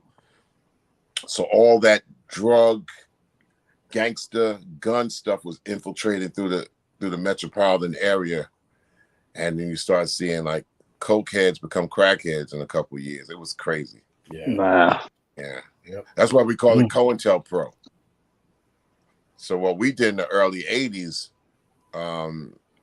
Hank and Spectrum and Bill Stepney, we gave the next generation down something to do, because if we didn't give them something to do, I mean, you could be out there in Roosevelt, ain't nothing gonna happen. We had to make it happen for something to happen, because if we didn't make something happen, trust me, there would be nothing happening. And if nothing happens, you just got trouble brewing and waiting. So we tried to give the young cats something to do, and that's when you start hearing about leaders of the new school and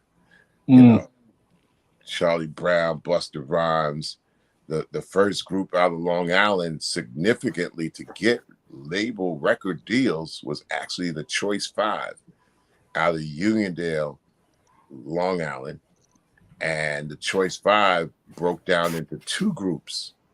One was Seriously Fine, because that was Serious C, Lee Ski, and also K Fine. Seriously Fine is one of Buster's and Dinko D's and Charlie Brown's rhyme heroes from Long Island. Wildman Steve from Uniondale.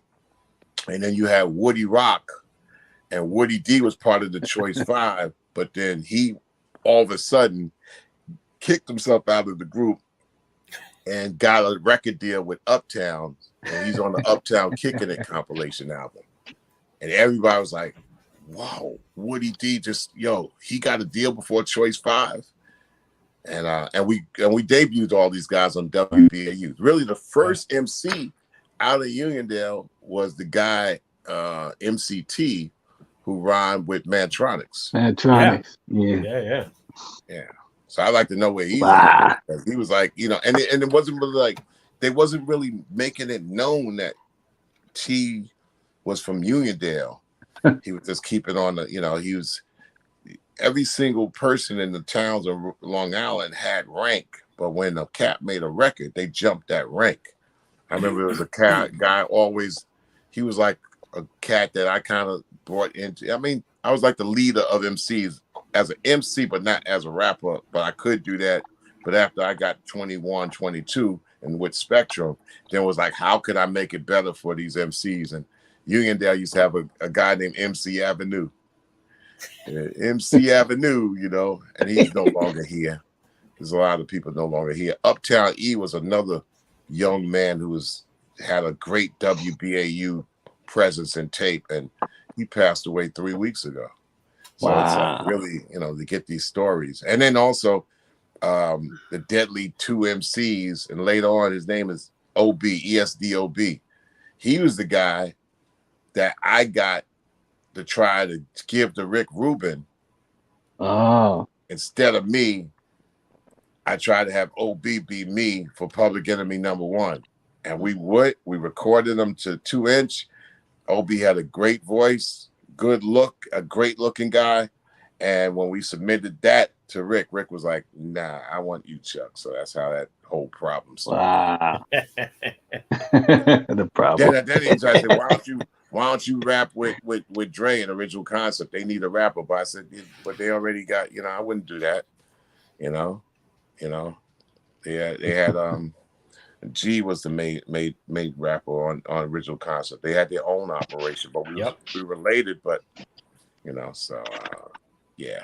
I want to talk about one of the great right. And one of the great DJs of all time, Easy G. Easy G. Oh my God. Easy G. Yep. And Dre too. And Dre too, yeah. Because last night I was talking to LL, right? And am I wiping out Mud's interview? I'm looking at 1 hour and 30 minutes. He never showed up.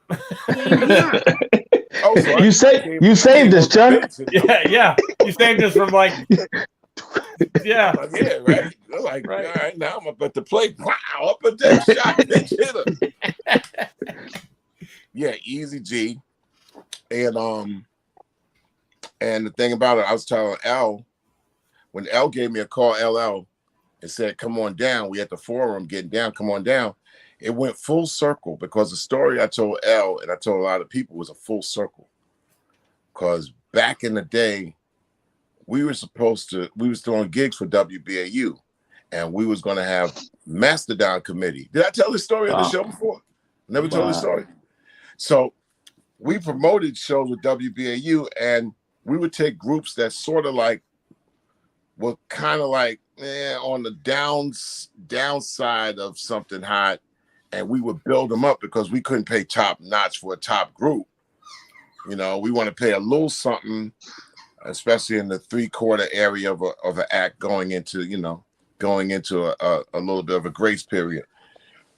So we decided to have Mastodon Committee and really built them up. I mean, we playing Funk Box Party. It's like, Mastodon Committee is going to be at the Roller Castle, which is in Elmont, right across the Queens borderline. So we build it up, and all of a sudden we got everybody,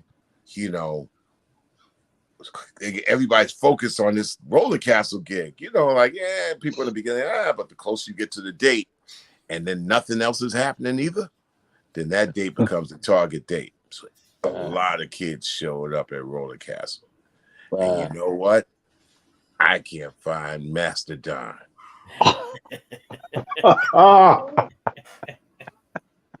Can't find, and the first gig that we did, we pulled it off because everybody knew that because Roller Castle was a new venue, we had threw a gig and we had Divine Sounds in there, and Divine Sounds packed it out, and they got down.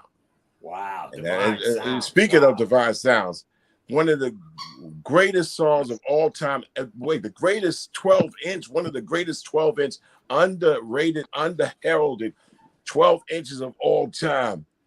What People Do for Money, and the other side, Do It Die Bed-Stuy. We played the living tracks off them songs, right? Yeah. So we had a gig in there and packed it out.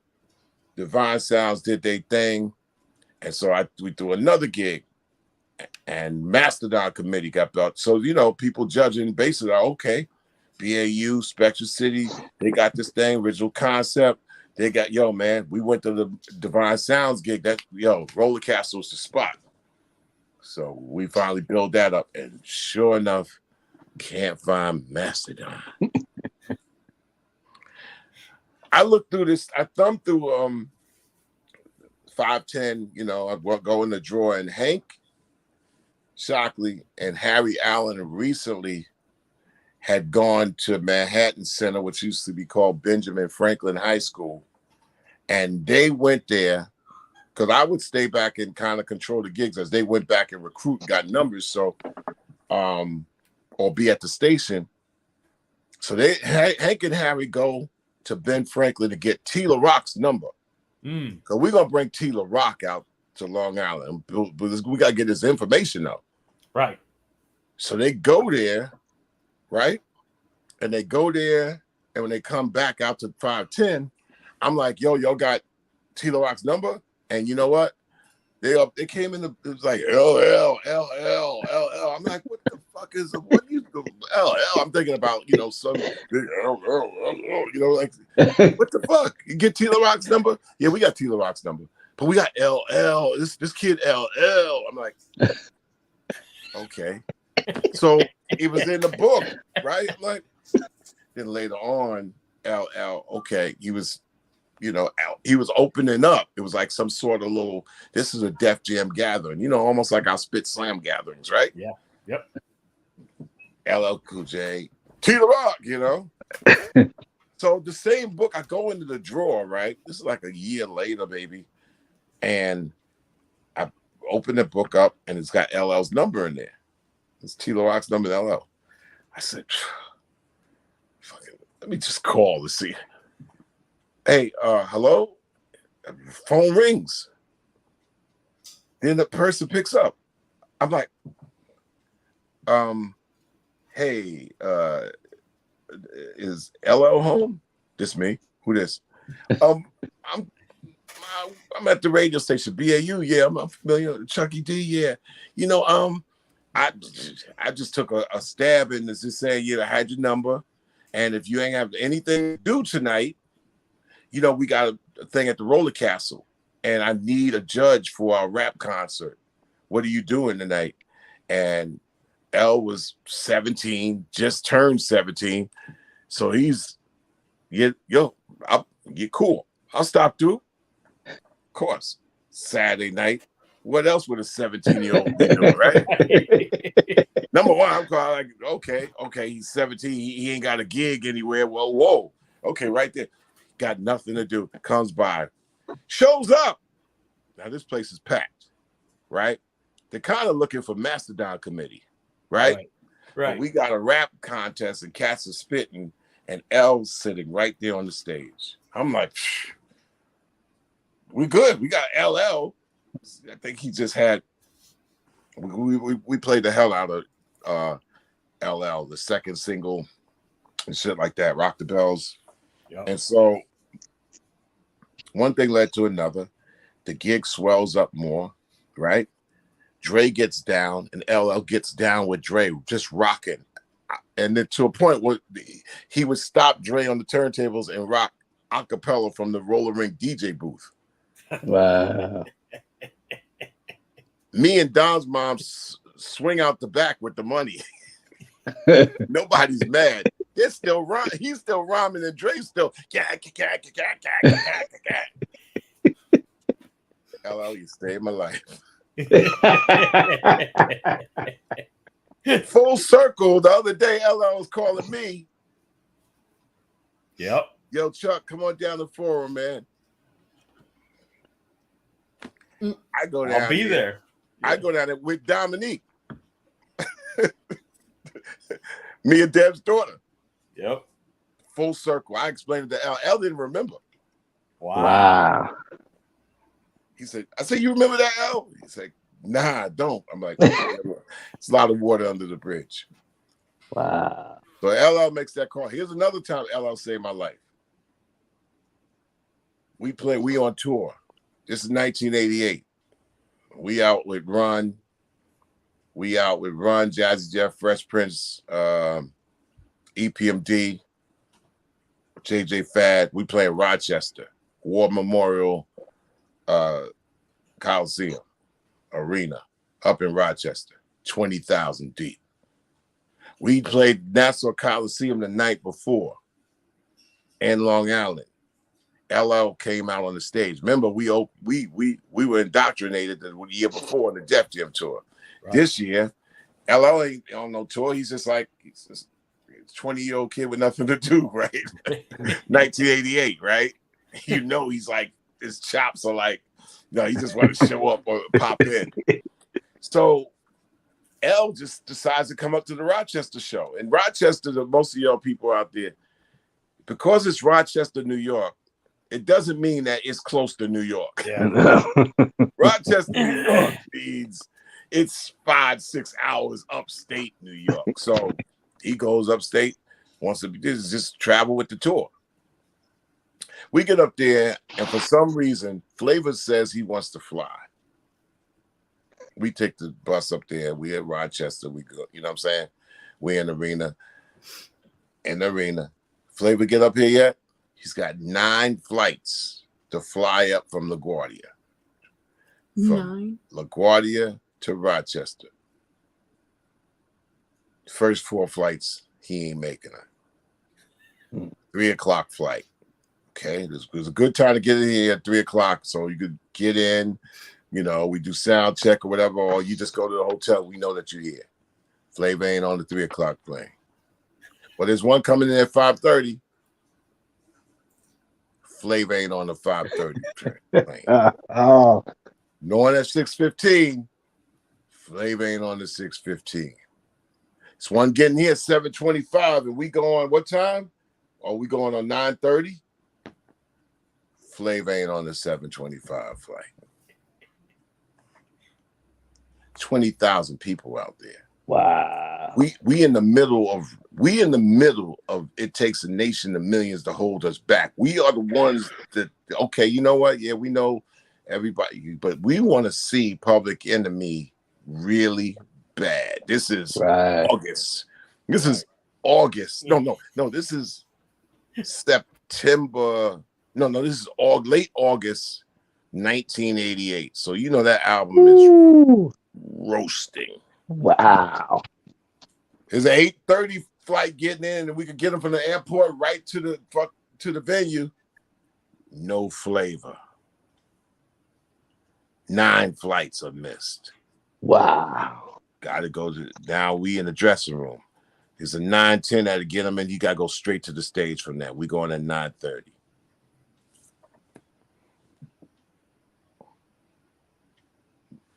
Nope, he wasn't on the plane. And remember back then, it was like, yo, you ain't got cell phones. You're like, where you at? You just like, yeah. Could somebody get? I'm like, yo, I'm at the side of the stage, and nothing feels worse in the world, man. You at the side of a stage, and you look out, it's 20,000 people just waiting for you. Wow.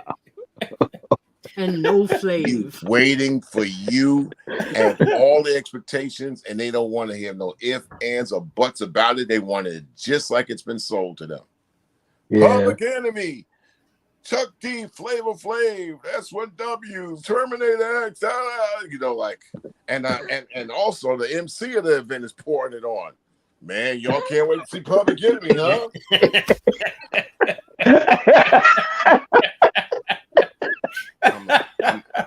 I'm on the stairwell. This is 9:30. We going to 9:35, man. I'm on the stairwell with my head so deep in my hands. I'm like, what the fuck do I do? L is standing right there. L says, you know what? I'll come out on stage with you. What?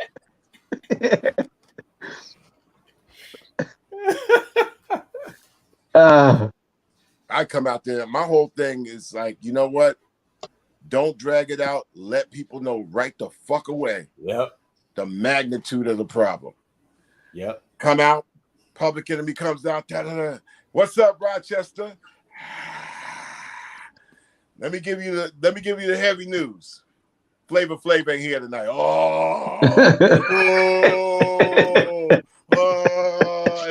It's like, damn, I know. But you know what? We got LL now.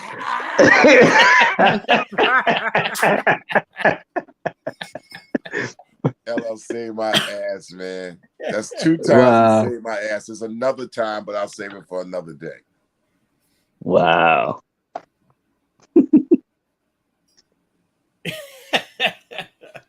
LL's gonna call me to come on down. I'll be there, L. Yeah. I was about ready to take off my socks too. I was like, man, I was ready to watch the big screen or something. But L said, yo, man, you're gonna, you know, come on down, bro. It takes one with a long memory and a long understanding that, you know, that we've been on the shoulders of giants a long time. That you got to honor, you got to honor what has actually helped you get to where you are, you know, are. Yep. Yeah. Throughout the years, that man died. I told him, I said, shit, directly and indirectly, man, you put, you know, food on my family's table, man. Yeah. That's what we do, man. That's what this whole thing is about, man. We have honor amongst ourselves. Mm-hmm. And if anything, the new cats did that was lost in the translation. And I think that's because their managements, their agents, their record companies had incubated them away from the pecking order of the, what you call it, the rites of passage. That don't care how big your record is, you still got to come through the passage of honoring how this thing works, you know? Yes. Right. And that's it. That's the beautiful aspect that, yeah, I'm 7 years older than the guy, but he had tenure on me as an experienced veteran that I had to honor him. Dougie Fresh, Ecstasy from Houdini, and I came through those ropes. And then you got the pioneering cats that have great respect for me, but I respected the Melly Mel's and the Grandmaster Kaz's and the Flashes and I honor and revere that. And that's what makes these things. That's what makes this thing like close to sports as possible, because anybody that comes in the game of sports, they know that you're not going to come in bigger than the game. Yep. So yeah, I honor that, and it showed, you know. But yeah, LL Cool J. Wow. Uncle L, Future of the Funk. Yeah. Yes, indeed. And there's that a was third right around LL the Save time My that he Day showed story. Oh, excuse me, Jenny. I'm sorry. That was right around the time he showed up at the radio station, and we had to save his behind. Yeah. Because he was fucking around and finding out what LA was about. Oh yeah, well, I mean, shit. You talking about superstar? I mean, look, LL Cool J is the one that made Michael Jackson, Prince turn around. I mean, you know what I'm saying? Rap. Yeah. Yep. Michael Jackson and Prince, like, oh, okay, rap is real. They looked at LL Cool J and said, okay, he's something. You know, today everything is mixed in. It's the pop and, you know, Kanye West, and it's a different thing because these audiences are they're tailored, they're grown. They don't remember a time that never was rap. I mean, rap was out 25 years before many of these people were born. So it's like never has not been, you know, they never understood that there was a time there was no such thing. Yep. Meanwhile, with me, I was 13 years old. There was no such thing as rap until I was 13. And then it wasn't until like I was in college when I said, well, this shit is making records. So I guess, you know, this is a real thing now. Right. I'm already 20 years old, though.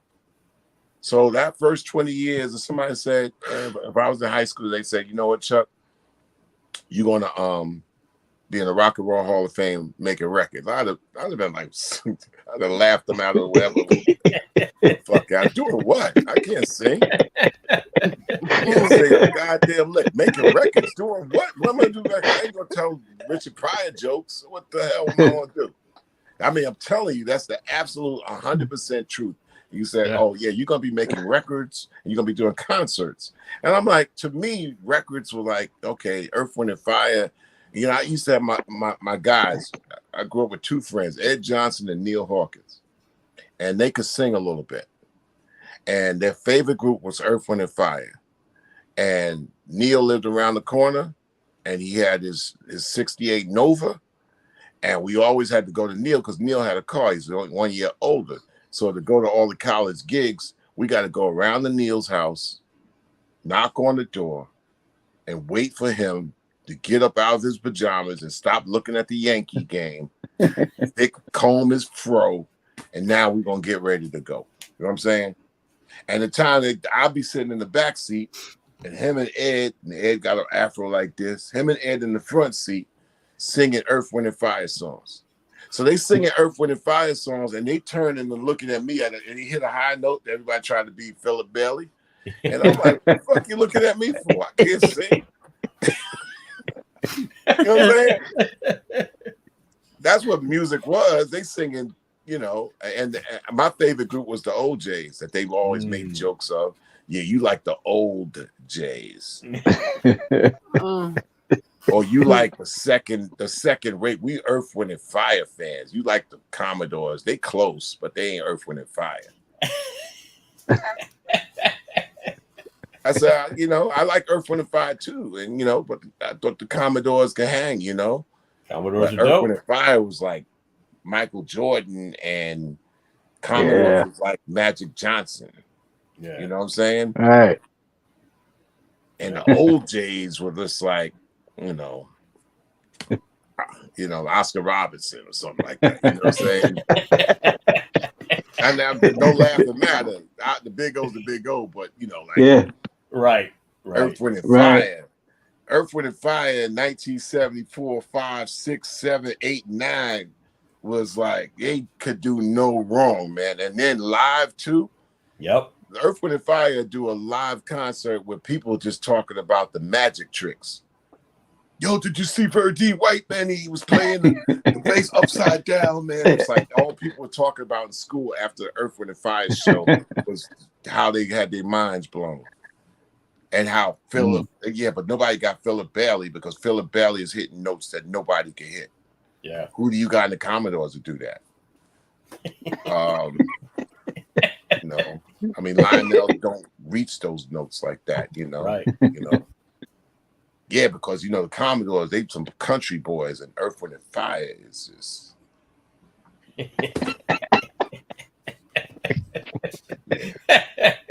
So they be hitting notes, they be singing the songs and stuff like that, and every album Earth, Wind, and Fire come out be smashing.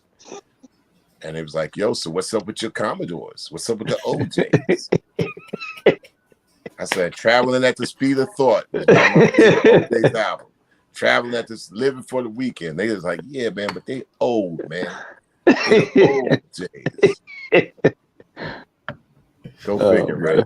Yeah. OJs are still doing their thing. I like the Isley Brothers. Yep.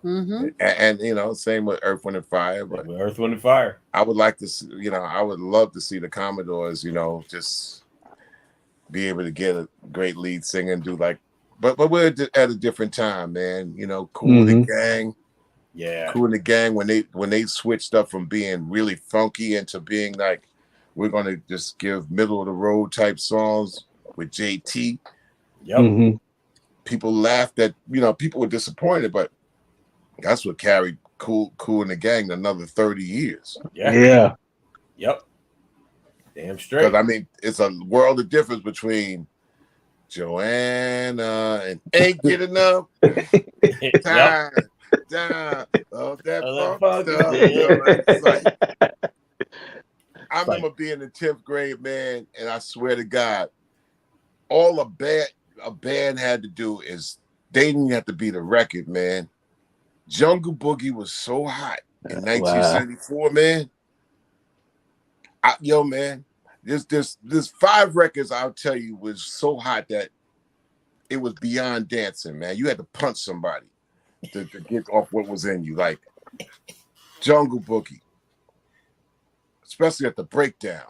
That's why I felt that the breakdown on Jungle Boogie. See, they didn't have rap at that time, but if rap was out, that was the point to rap on. On the break.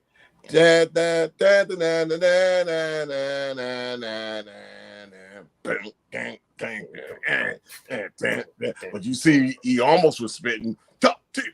Yeah. Yep, exactly. Then, you know, Fire by Ohio Players. I remember in Roosevelt High, somebody set one of the portable units on fire, one of the outside classroom, and everybody was around the building. Fire. Dancing. I remember playing Sandlot football, right? And the first day I'm playing Sandlot football, and the first day that KC and the Sunshine Band came out with That's the Way I Like It. So we playing, and all of a sudden, yo, did you hear that joint? KC, how's it go? That's the way, and they all start singing. I'm like, damn, I gotta hear this song, man. I felt I'm left out, man. That's the way, I like it. I remember the first day I heard Drummers Beat on the radio on WFUV on the college radio station of Fordham, and I heard it on the radio station, and I was like, what the hell is this? And this was the Electric Cat version, because the record stopped. Please, somebody. And I was like, what the hell? Why did they stop this shit? That shit is great. So later on, I went to a Spectrum gig. Griff was DJing with Hank and this is 1977 in some Roosevelt High School gym. And they had a copy of Dance to the Drummers Beat. I was wondering, I said, I just heard this on the record, on the radio station, and now they got it. So people dancing, let's dance, let's dance to the Drummers Beat. The first version, Electric Cat version, because there's two versions of Drummers Beat. The second version, they smoothed it out, and it was for TK Records. But the first version was the Electric Cat version. Herman Kelly of Life, and people were dancing, right? And all of a sudden they dancing, let's dance, dance, please somebody, and everybody left the floor and started looking, and all of a sudden we went with the whistle, and people would rush back on the floor. I can't explain it. I never seen fake out like that since, man. It was the fake out. It was the fake out, bro. Please, somebody. That was a record when it came out, man. Let me tell you, it was beyond B-boy, and it's beyond. You don't know. People didn't know what to do to it. Yeah. All they know that they had to just do something. One time, me and Hank went to one of the local parks, and they got to that part, please somebody, and when they heard that part come on, we saw this kid, he had to be like 8 to 10 years old, and he ran in a full 60-meter dash and did a flip in the air. That's the only thing in this record. It's like, man, that record's making them do that shit. That's some shit there, boy. So I remember the impact of records when they came out to make you like, yo, we're in the record pool, right? Yeah. We get a record, we're evaluating records, right? George Clinton comes out, and the first single that Capitol releases is Loopzilla. Wow. So, we like this on it. Okay, we're cool. Yeah. But then there's this other song that they got, and Keith puts the needle on it, and it's this thing. We're staring and looking at each other. It's like, yo, this shit right here is something. That bike was on the stream. Oh, ain't no other Huckleberry Hound. It's like, Hank looks at us and said, that record is fucking nuts. What the fuck are y'all gonna do with that one? And we were like, I don't know. But this shit right here is something else. And sure enough, that's Atomic Dog. Yeah. I would swear I just heard something about it that the entire track to Atomic Dog was something played backwards. Yep. It was played backwards, and George came in. The story says he came in just out of mind, out of state, and just sang over whatever he heard. He was on a whole nother planetary wavelength. Another song that I remember, right? I'm giving these indirect stories. My boy Chip, Butch Cassidy, always a dancing dude. We can't get into this club at the back of Roosevelt Roller Rink. It's called the Essence Chateau. It was next to the Sandlot baseball fields and all, and they got this parking lot. So we kind of like can't get in, but we hear this thing coming out. I mean, you could hear the whole, because it's the back of a roller rink that was made into a club. So it's a club in there, and all we can hear is the walls and the ceiling and the parking lot go vibrating. We like, what the fuck is that? Peek our head in. It's the beginning of Zap.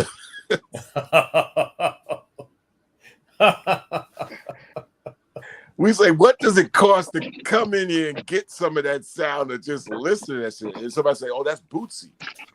We like, oh shit. We like, Bootsy? Yeah. Damn. Then what's the Zap thing? We wasn't, but yeah, we said, yeah, this is Bootsy. And sure enough, they had a test press and a Zap, more bounce to the house. Mm. Boom, boom, boom.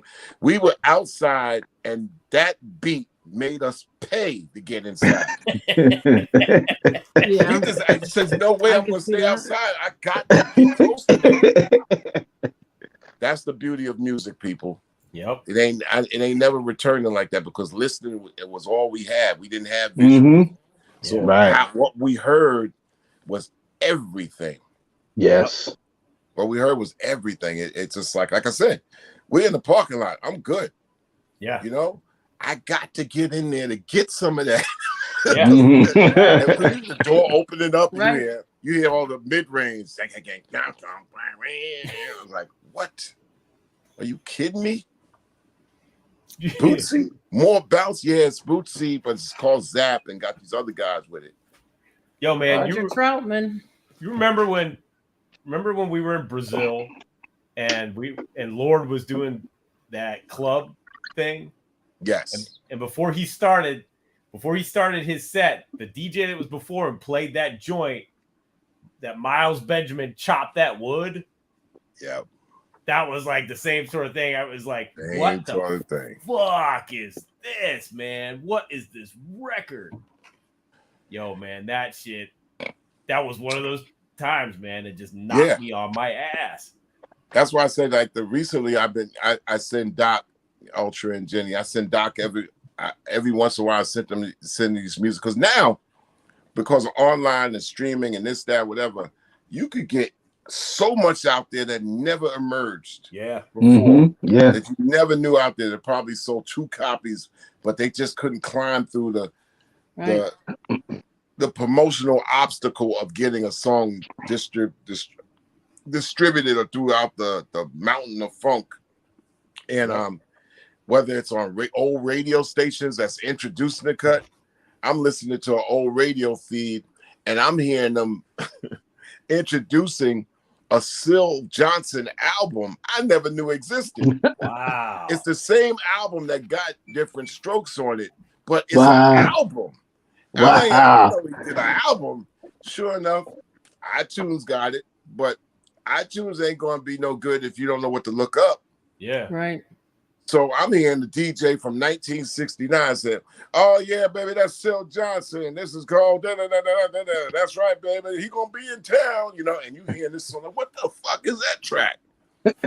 Sure enough, go there, got it by iTunes. Boom. Oh, that's what that song is. Wow. Why the fuck I'm gonna look up Syl Johnson obscure album from 1969? Right? I didn't even know Different Strokes was on an album. I thought it was just a single. Shit. It was a single, but then it was like latched into an album. But you know what? Once again, are they pressing up that album? Nope, they ain't pressing it up. It's like, you know what? We're gonna keep putting out singles. We're gonna press up albums, but we making 500 of these albums. Yeah. And it's gonna be out of print because we ain't having 500 records up in our warehouse. Yep. So it was like they got the masters, but they had no means to compile it or distribute it. Yeah. So this is where a lot of those songs are now reemerging as, feeds to, used to download. Now you stream it. Yeah. And now it's like, wow, I would never. So the discovery of sounds and records, to me, I think it's an interesting, intricate journey of exploration that adds a lot of fun to it. One thing to dig in the crates. The other thing is to figure out how can you repurpose it? Can you play it? Can you introduce it? Yeah. Can you use it? Mm-hmm. Yeah. Can you actually use it for new music or also pay the publishers or whatever? Can you acquire it or something like that? Right. And there are tons of records like that. And that's Syl Johnson. That's a known artist, Syl Johnson. Yeah. Right? But I go into Motown, right? We're going to Motown unreleased records. So Motown was signing everybody in the late 60s and early 70s.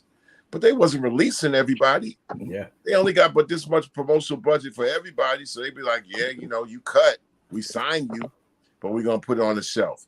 The shit that they got on the shelf, like that rock soul band.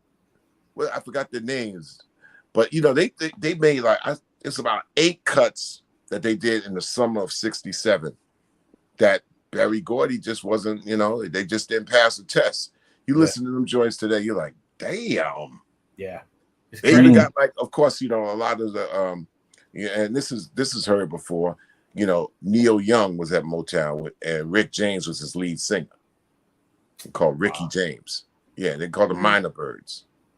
Wow. And they operated out of Toronto because, you know, Toronto and Buffalo, short trip. Right. So for a while, Rick James, to not go in the military, he went up and was a draft dodger up in well, not draft dodger. He got AWOL released from the army and went up to Toronto and just hung out there. Like, yeah, AWOL, you know.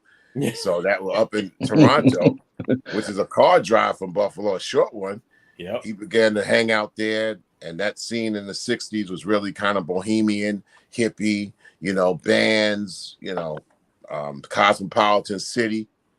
And Rick James hooked up with Neil Young, and they had the Minor Birds. So they first signed with Motown. They go to Detroit, another car drive.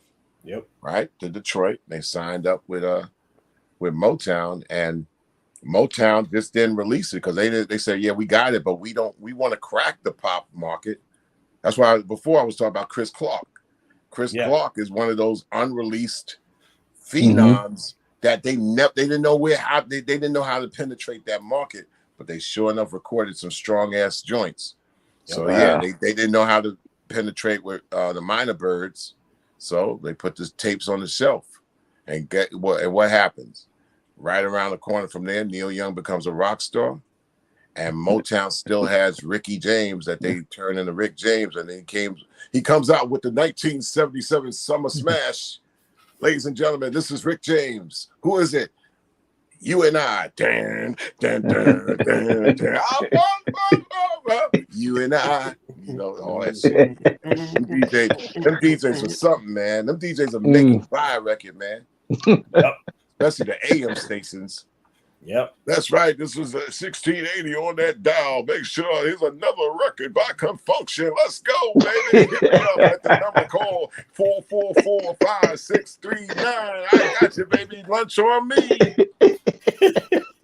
I just want to hear the DJ talk.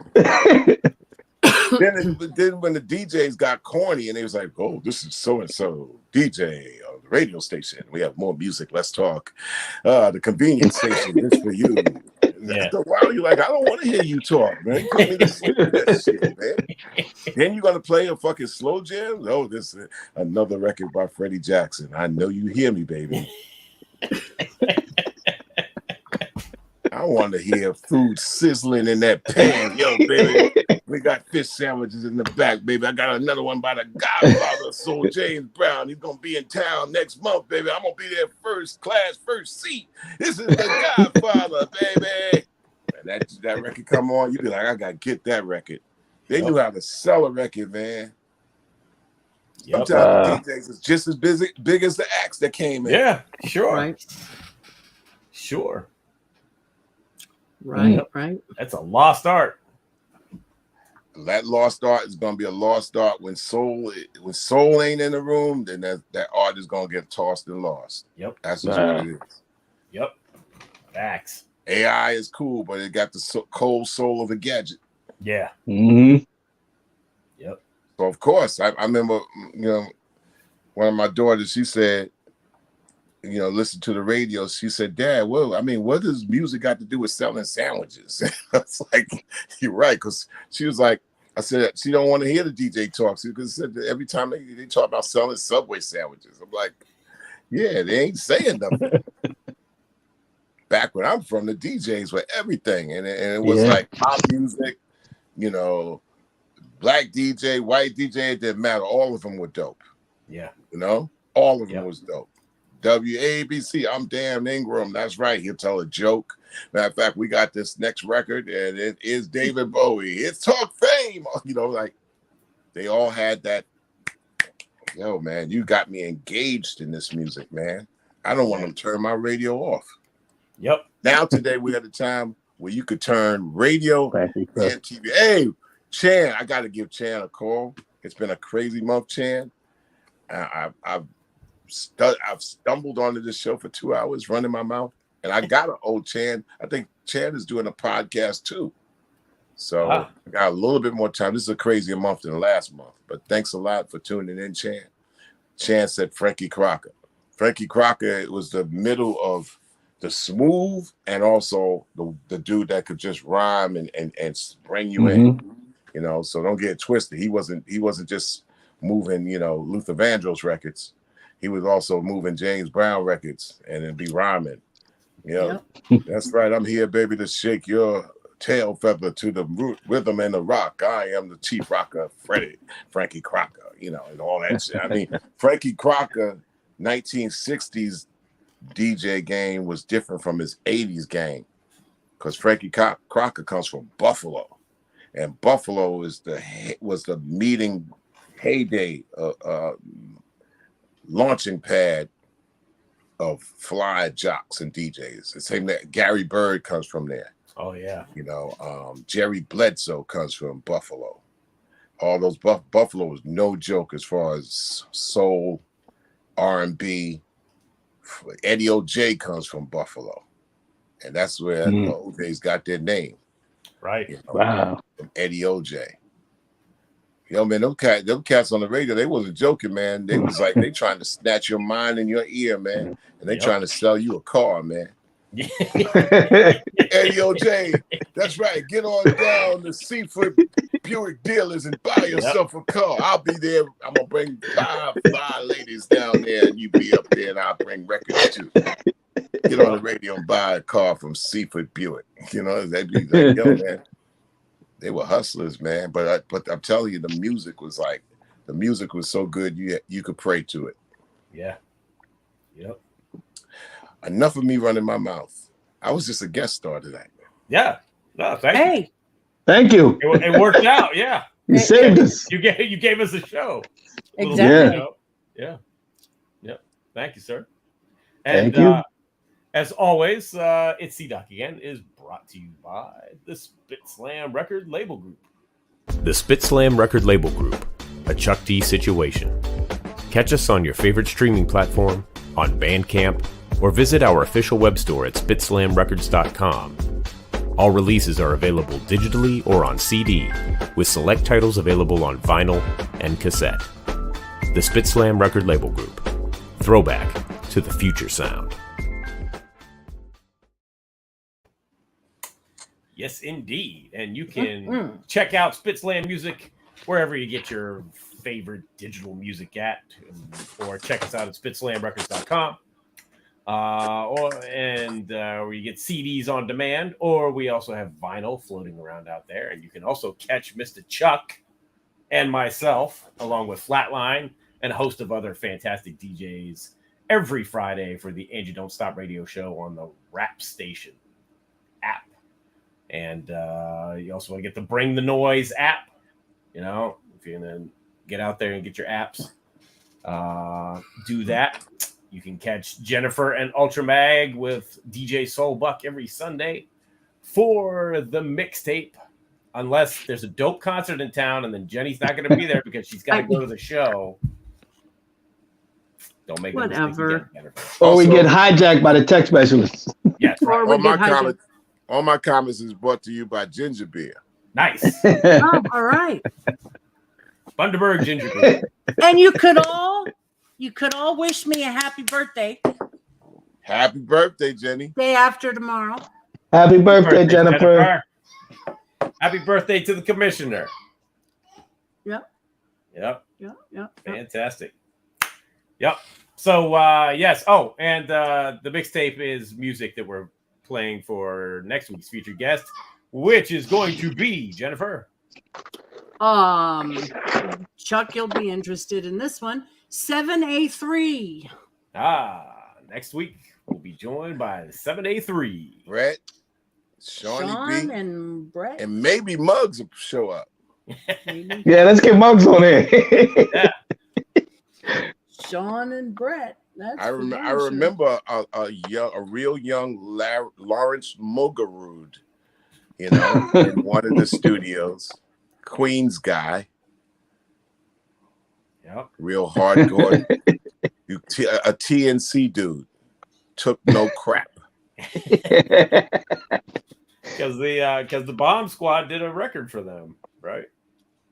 On that album, on that 7A3 album. Mm-hmm. Yep. Yeah. Shawnee B is one of the guru geniuses of hip hop. Always moving and shaking, and it's a great thing as he grabbed Brett from floating into the universe of everything and brought him back into the solar system of hip hop and rap where he belongs. So it'd be great to hear Brett next week. Yeah, definitely looking forward to it. So, yep, join us next week. We'll be here with the 7A3, hopefully. Unlike Yeah. Oh, you can rely. Yo, Sean is gonna be. Sean is the dude that will be at the side of the stage telling me that you got 27 minutes next time. He's like, he's up on it. He's ready to go. Yeah. Fantastic. So again, thank you to my co-host Jennifer O'Jenny, Ultramag 7, and our lucky special guest tonight, Mr. Chuck D. Thanks for being here, and we will see everybody else next week on another episode of It's C-Doc Again. Absolutely.